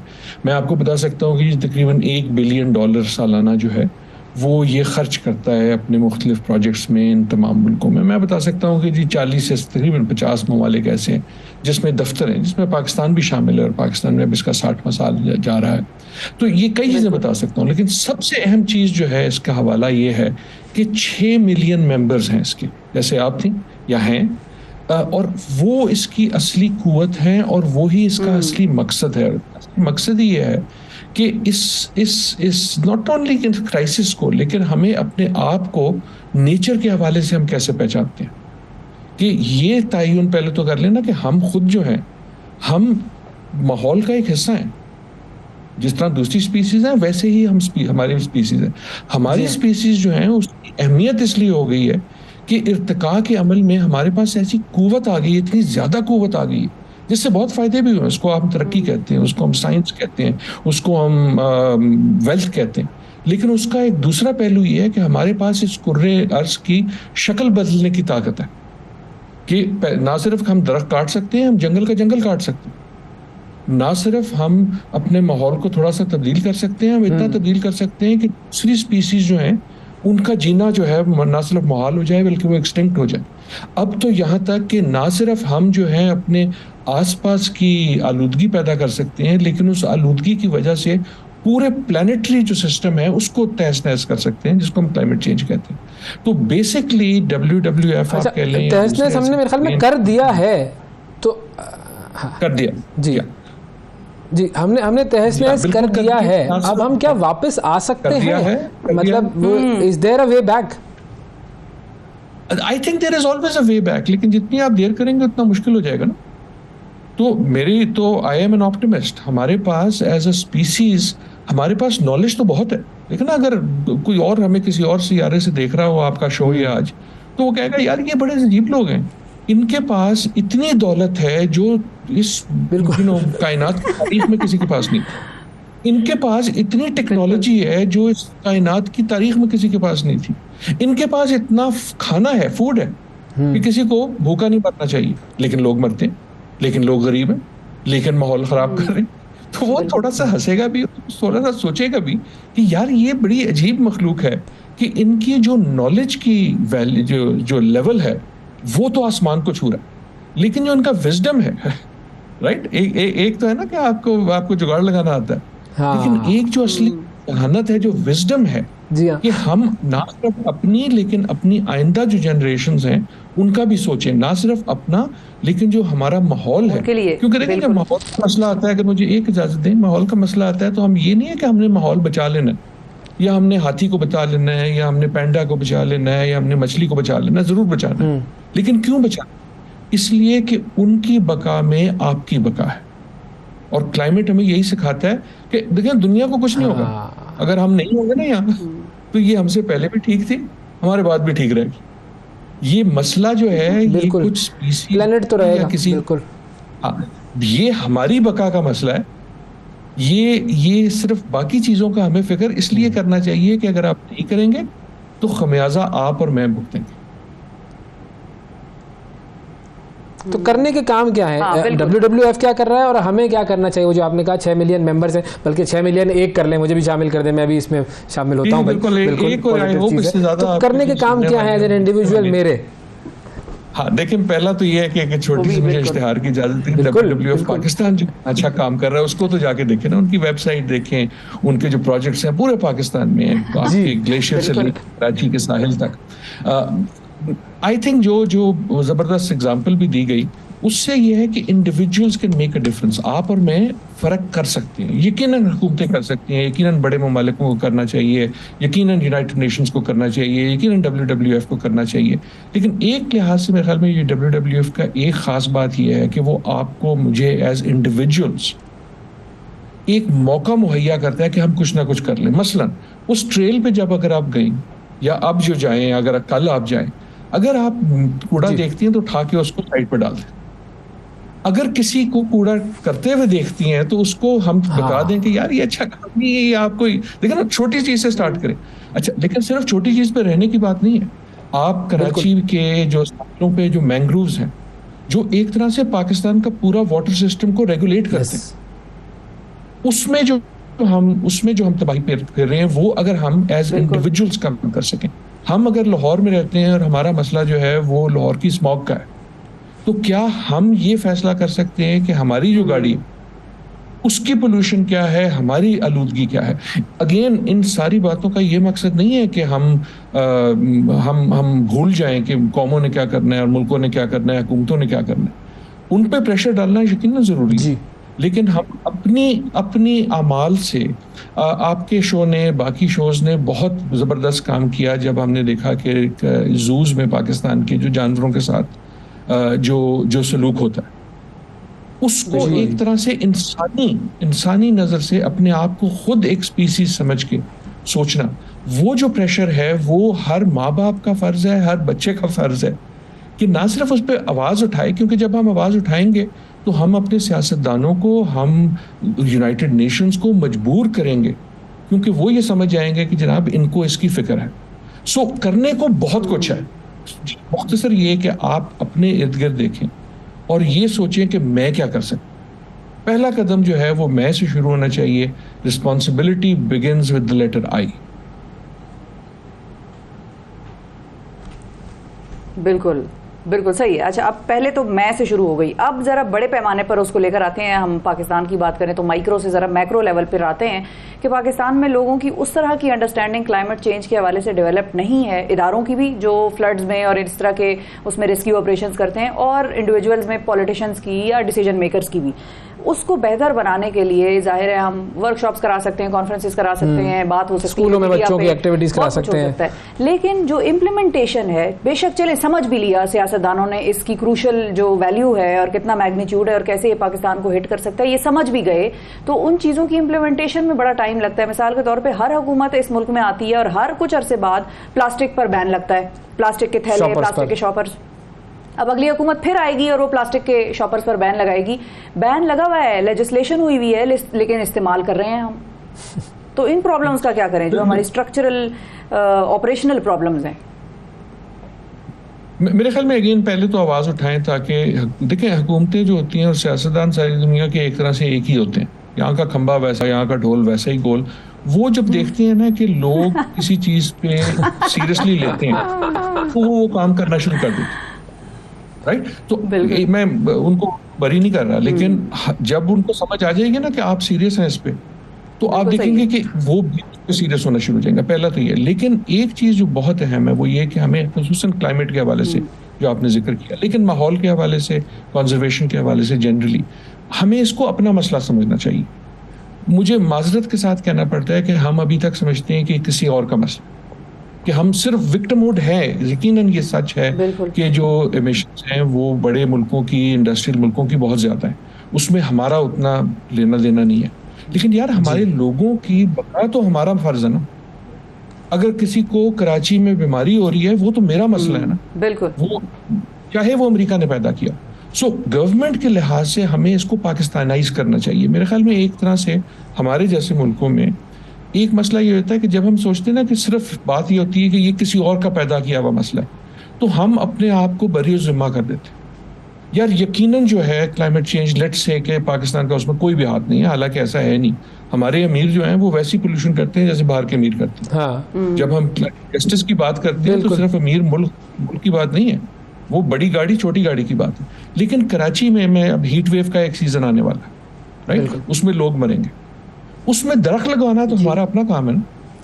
लोगों को हाइड्रेशन देना वो तो कराची के मेयर का काम होना चाहिए ना, कि आप कराची में कहीं भी फिर रहे हो, आपके पास कम से कम पानी जो है पीने के लिए करीब कोई ना कोई ऐसी जगह हर गरीब आदमी के पास होनी चाहिए जो मुशक्कत कर रहा है उस सूरज में। ये तो एक अर्बन डेवलपमेंट का मसला है ना। बिल्कुल। सो ये ऐसे जो मसाइल हैं, again what I mean is कि हमें क्लाइमेट को पर्सनलाइज करना चाहिए as a Pakistani political issue, government को भी। बिल्कुल, जब तक हम ये नहीं करेंगे उस वक्त तक हम लॉन्ग टर्म डेवलपमेंट की तरफ नहीं जा सकेंगे। बहुत शुक्रिया अदा करेंगे डॉक्टर आदिल नजम साहब हमारे साथ मौजूद, और वाकई ये मसला अहम है, हम सबको इसके लिए आवाज़ भी उठानी चाहिए और काम भी करना चाहिए। वक्फा लेते हैं नाज़रीन, वक्फे के बाद दोबारा हाजिर होंगे, हमारे साथ रहिए। सुबह सवेरे पाकिस्तान। वेलकम बैक जी। सुबह सवेरे पाकिस्तान में एक मरतबा फिर खुशामदीद। एक ज़माना था जब बार्टर ट्रेड हुआ करता था, मतलब लोग कमोडिटीज़ आपस में एक्सचेंज करते थे। अंडे दे के हाँ, दाल ले लेना, दाल ले ली, बिल्कुल सही है, या गोश्त देकर मुर्गी ले ली, जो है वो हाँ कोई सब्जी ले ली, कुछ भी कर लिया। इस तरीके से चीज़ें जो है उनका आपस में तबादला होता था। उसके बाद पेपर करेंसी आ गई, करेंसी का जो है वो मामला शुरू हुआ और आप करेंसी देकर चीज़ें खरीदते थे। फिर उसके बाद करेंसी की रिप्लेसमेंट आ गई, प्लास्टिक मनी, क्रेडिट कार्ड्स आ गए। अब क्रेडिट कार्ड, डेबिट कार्ड, अब मामला जो है वो ये हो गया कि वो सब कुछ गायब हो गया। अब टचलेस कॉन्टैक्टलेस पेमेंट्स का जमाना है जी। बहुत सारे लोगों को ये सेंसलेस लगती है, लेकिन है भाई, ऐसा हो रहा है। बिल्कुल, आप डिजिटल पेमेंट्स के दौर में दाखिल हो चुके हैं। अब ये जो डिजिटल पेमेंट्स हैं, ये इनका फ़ायदा क्या है, कैसे एक आम आदमी इनसे फ़ायदा उठा सकता है, कितना ज़्यादा ये सिक्योर है, इन तमाम मामलों पर हम बात करेंगे। सैयद फराज जावेद साहब हमारे साथ मौजूद हैं, डिजिटल पेमेंट्स एक्सपर्ट हैं। अस्सलाम वालेकुम फराज साहब। वालेकुम अस्सलाम, thank you for having me on this show. बहुत शुक्रिया फराज साहब, आपने वक्त निकाला, बड़ा इंपॉर्टेंट टॉपिक है। सबसे पहले तो हम चाहेंगे कि नाजरीन को हम ये समझाएं आपके थ्रू कि ये डिजिटल पेमेंट्स होती क्या हैं, कैसे होती हैं ये डिजिटल पेमेंट्स, क्या होता है एक्चुअली? अच्छा, बिल्कुल सही कहा आपने। कि हम पहले तो अपने जो नाजरीन हैं उनको एक अवेयरनेस दें कि डिजिटल पेमेंट्स क्या होती हैं। जैसे आपने एक हिस्ट्री बताई कि सिलसिला शुरू हुआ था चीज़ों की लेन देन से, फिर वो पेपर मनी में गया, फिर प्लास्टिक मनी पे गया, और अब दुनिया जा रही है कॉन्टैक्टलेस पेमेंट्स, कैशलेस पेमेंट्स के ऊपर जा रही है, जिसमें अगर आप ऑल ओवर द वर्ल्ड देखें तो बड़ी बड़ी कंपनीज़ हैं, पेपैल है, अली पे है, टेंसेंट, वीचैट पे है, इस तरह की बहुत सारी कंपनीज़ कई साल से ऑपरेट कर रही हैं, और वो इनेबल करती हैं एक आम आदमी को कि वो अपने स्मार्टफोन से बैठ के जिस तरह की भी पेमेंट चाहे वो करे। अब वो पेमेंट चाहे वो उसको स्कूल फ़ीस की पेमेंट करनी है, चाहे उसको कोई ऑनलाइन इन्वेस्टमेंट करनी है, या उसको किसी दुकान पे जाना है और दुकान पे वो अंडे डबल रोटी ख़रीदता है और फिर कहता है कि जी पैसे कम पड़ गए, या पैसे मैं कैश लाना भूल गया, या कैश है ही नहीं मेरे पास, तो उसके लिए ज़िंदगी बड़ी आसान हो गई है।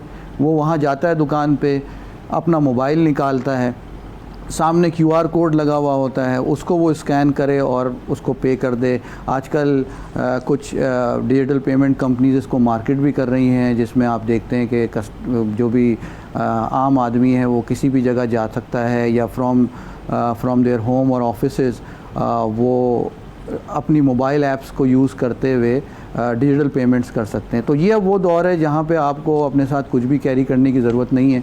आपने सिर्फ जो है वो अपना मोबाइल फ़ोन कैरी करना है, उसके अंदर एक मोबाइल ऐप हो जिसके थ्रू आप डिजिटल पेमेंट्स करें, और वो मोबाइल ऐप एक बैंकिंग ऐप भी हो सकती है। बहुत सारे नए फिनटेक्स मार्केट के अंदर आ गए हैं जिन्होंने बड़े जी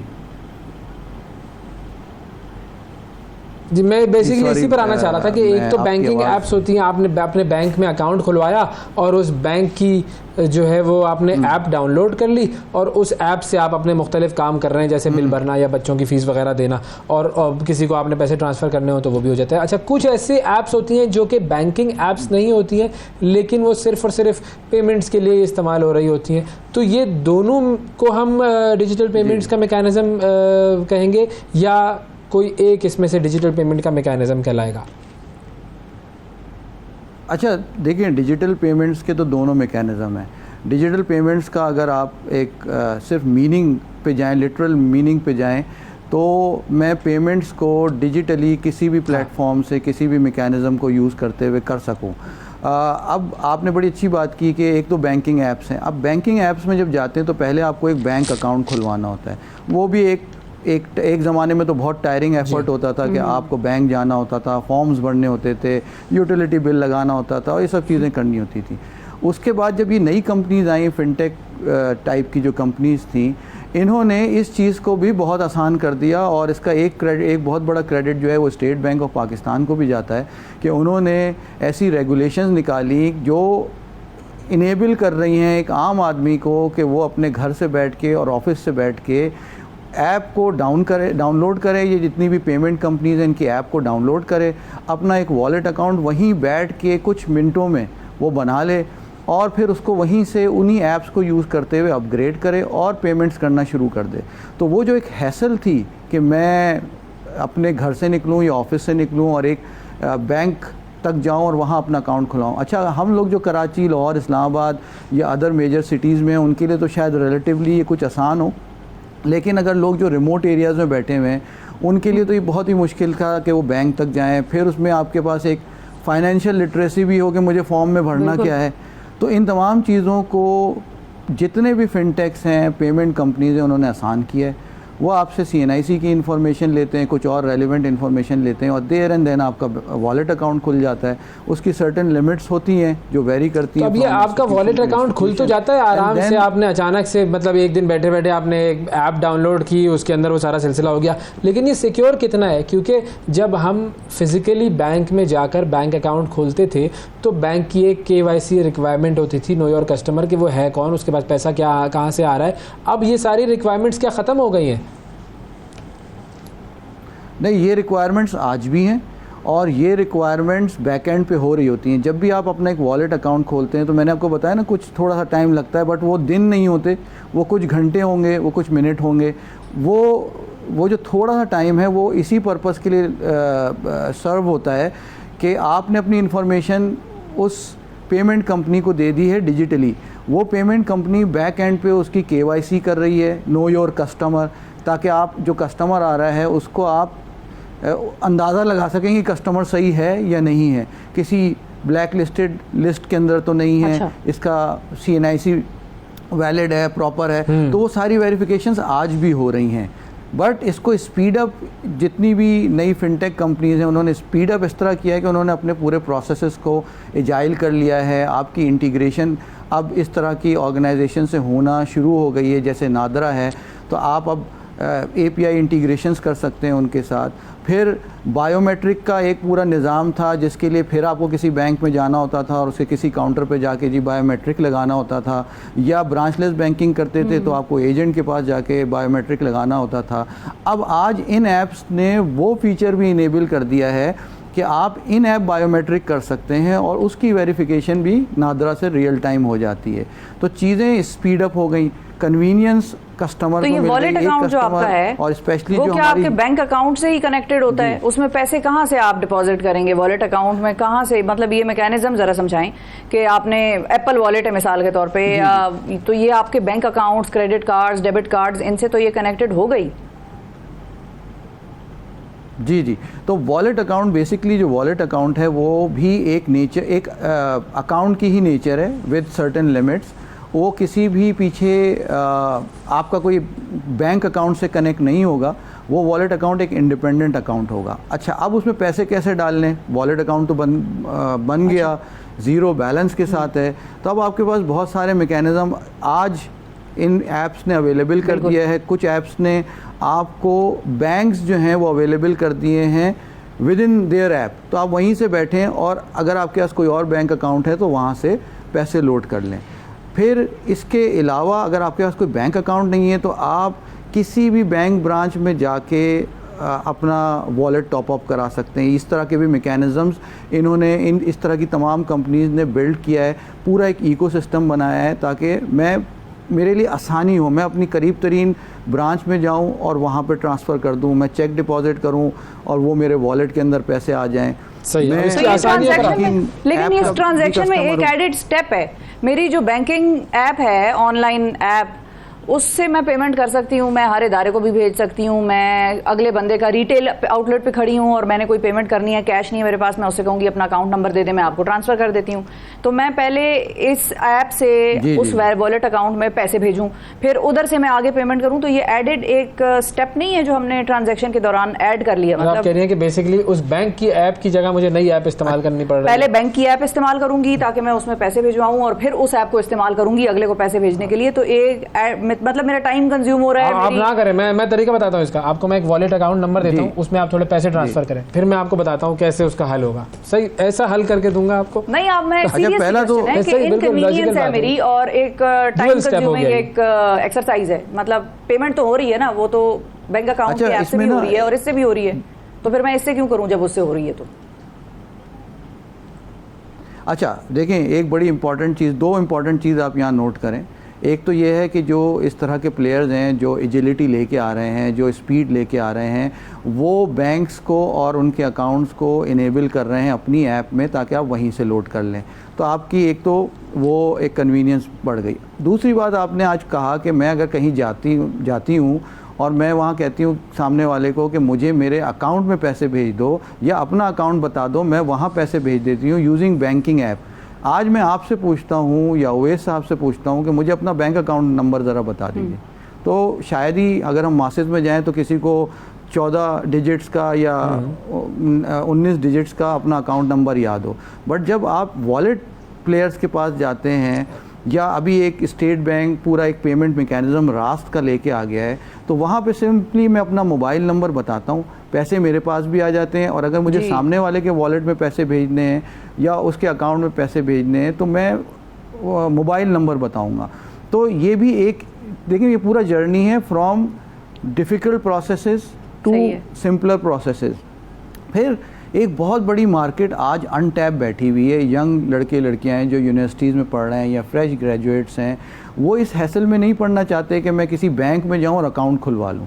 वो यही चाहेंगे कि मुझे एक ऐप मिल जाए, मैं वहां जाऊं और मैं अपना वॉलेट अकाउंट खोल लूं और फिर मैं उसमें पैसे मुख्तलिफ सोर्सेज से, अगर ऐप ही ने मुझे ये फैसिलिटी दी है तो मैं वहाँ से लोड कर लूँ, ऐप ने अगर मुझे ये फैसिलिटी दी है कि मैं कोई कार्ड लगा के उधर से लोड कर लूँ तो मैं वो भी लोड कर सकता हूँ, मुझे किसी से मंगवाने हैं तो वो मैं मंगवा भी सकता हूँ, और अगर मुझे उसको कैश को डिपॉजिट करना है तो मेरे पास आज मुख्तलिफ प्लेयर्स हैं ब्रांचलेस बैंकिंग के, जिनकी दुकानों में एजेंट्स बैठे हुए हैं, मैं वहाँ जाके भी पैसे दे के लोड कर सकता हूँ।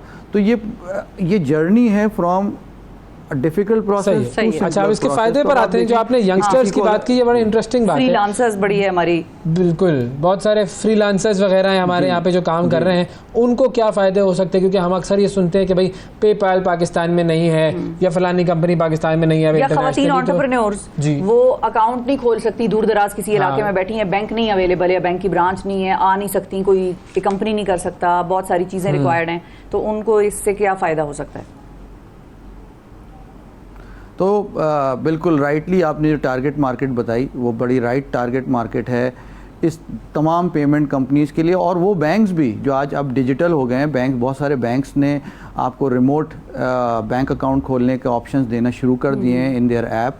तो इस तरह के जितने भी मैकेनिज़्म अवेलेबल हैं, इसमें फ्रीलांसर अगर आज बैठा हुआ है और वो घर पे बैठ के या अपनी ऑफिस में बैठ के जहाँ पे भी है एक वॉलेट अकाउंट खोल लेता है, और वो जिसके लिए फ्रीलांसिंग करता है उसको कहता है कि मुझे आप फ़ंड ट्रांसफ़र कर दें या मेरी पेमेंट ट्रांसफ़र कर दें इन दिस वॉलेट। अब आप देखें उसका वो वॉलेट अकाउंट ऑटोमेटिकली एक तो बन भी गया, फिर वो पैसे भी उसमें आ गए, और अब वो वहीं से बैठ के हर तरह की पेमेंट्स कर रहा है। उसको बैंक ने या इस तरह की डिजिटल कंपनीज़ ने वॉलेट अकाउंट के साथ Visa, Master card, UPI, PayPal, debit card दे दिया है। तो अब वो हर तरह की शॉपिंग ई कॉमर्स पे भी जाके कर सकता है, वो किसी दुकान पे भी जाके कर सकता है जहाँ पे वो कैश नहीं यूज़ कर रहा, वो अपना वॉलेट यूज़ कर रहा है या वो अपना डेबिट कार्ड यूज़ कर रहा है। और इसी तरह जो दूर दराज इलाकों में ख़वातीन हैं जिनके फाइनली ये कितना सिक्योर है? ऐसा ना हो ये एक दिन अचानक से बंद हो जाए, कोई हैक हो जाए, कोई आपको अचानक पता चले कि आपके पैसे तो गायब, जैसे हवा में थे वो हवा में गायब हो गए। अच्छा, इसके बहुत सारे कंट्रोल्स हैं जो कि इस तरह की तमाम कंपनीज़ लगाती हैं, तमाम बैंक्स लगाते हैं। मुख्तलिफ सर्टिफिकेशन है, PCI DSS की सर्टिफिकेशन होती है पेमेंट कार्ड इंडस्ट्री, और ISO 27001 की सर्टिफिकेशन होती है। फिर आपके पास, क्योंकि आप स्टेट बैंक से रेगुलेटेड होते हैं, तो स्टेट बैंक की अपनी इंस्पेक्शंस होती हैं। आपके पास मुख्तलिफ सिक्योरिटी कंट्रोल्स के मैंडेट्स होते हैं जो आपने लगाने होते हैं। तो ये तमाम कंपनीज़ बहुत ज़्यादा सेल्फ़ अवेयर भी हैं, केयरफुल भी हैं, और हर तरह के कंट्रोल्स कंपनीज़ ने अपनी रिस्क एपेटाइट को देख के लगाए हुए हैं। एंड सिक्योरिटी के बारे में हमेशा कहा जाता है कि इट्स नेवर 100%, तो कोई ना कोई चीज़ मे भी हो जाए, बट अगर आपके पास सफिशेंट कंट्रोल्स हैं तो आप कस्टमर का एक तो ट्रस्ट विन कर लेते हैं। अच्छा, एक और बहुत इंपॉर्टेंट चीज़ कि साइबर इंश्योरेंस, आज साइबर थ्रेट्स की भी इंश्योरेंस होना शुरू हो गई हैं कि कल को अगर मेरा पैसा चला जाता है, आज बैंक से अगर मेरा पैसा चला जाता है तो मुझे कोई फिक्र नहीं होती, क्योंकि वो सब इंश्योर्ड होता है, वो मुझे मिल जाता है। सिमिलरली अब जितनी भी पेमेंट कंपनीज़ हैं ये भी इस मॉडल पे जा रही हैं कि आपके पैसे को वो इंश्योर्ड कर रही हैं, बाकी कंट्रोल्स भी लगाए हुए हैं, जिसकी वजह से कस्टमर का कंफर्ट लेवल भी बढ़ रहा है। और ये सारी रेगुलेटेड बाय स्टेट बैंक है, तो कस्टमर का एक और कंफर्ट आता है कि जब स्टेट बैंक भी इनको रेगुलेट कर रहा है और इनको अप्रूव कर रहा है, तो कोई ना कोई चेक एंड बैलेंस यहाँ पे होगा, ज़रूर होता है। बिल्कुल ठीक है जी, बहुत शुक्रिया अदा करेंगे जी। सैयद फराज जावेद मौजूद थी जी, डिजिटल पेमेंट्स के ऊपर बात कर रहे थे। दूँ एक वॉलेट नंबर दूँ आपको? एक नहीं, मैं आपको बना लूंगी तो फिर दे दूंगी। अच्छा, मैं अभी कोशिश करें, प्रैक्टिस के लिए मैं आपको दे रहा हूँ एक वॉलेट नंबर, उस पर आप अकाउंट 2-4 दफ़ा ट्रांसफ़र करेंगी ना, आपको सिस्टम समझ में आ जाएगा, फिर बाद में आपको मैं बताऊंगा कि कैसे उसका इस्तेमाल मजीद हो सकता है। नाज़रीन, आज के प्रोग्राम में इतना ही, आपसे कल फिर मुलाकात करेंगे, उस वक्त तक के लिए इजाज़त दीजिए। अल्लाह हाफिज़। सुबह सवेरे पाकिस्तान।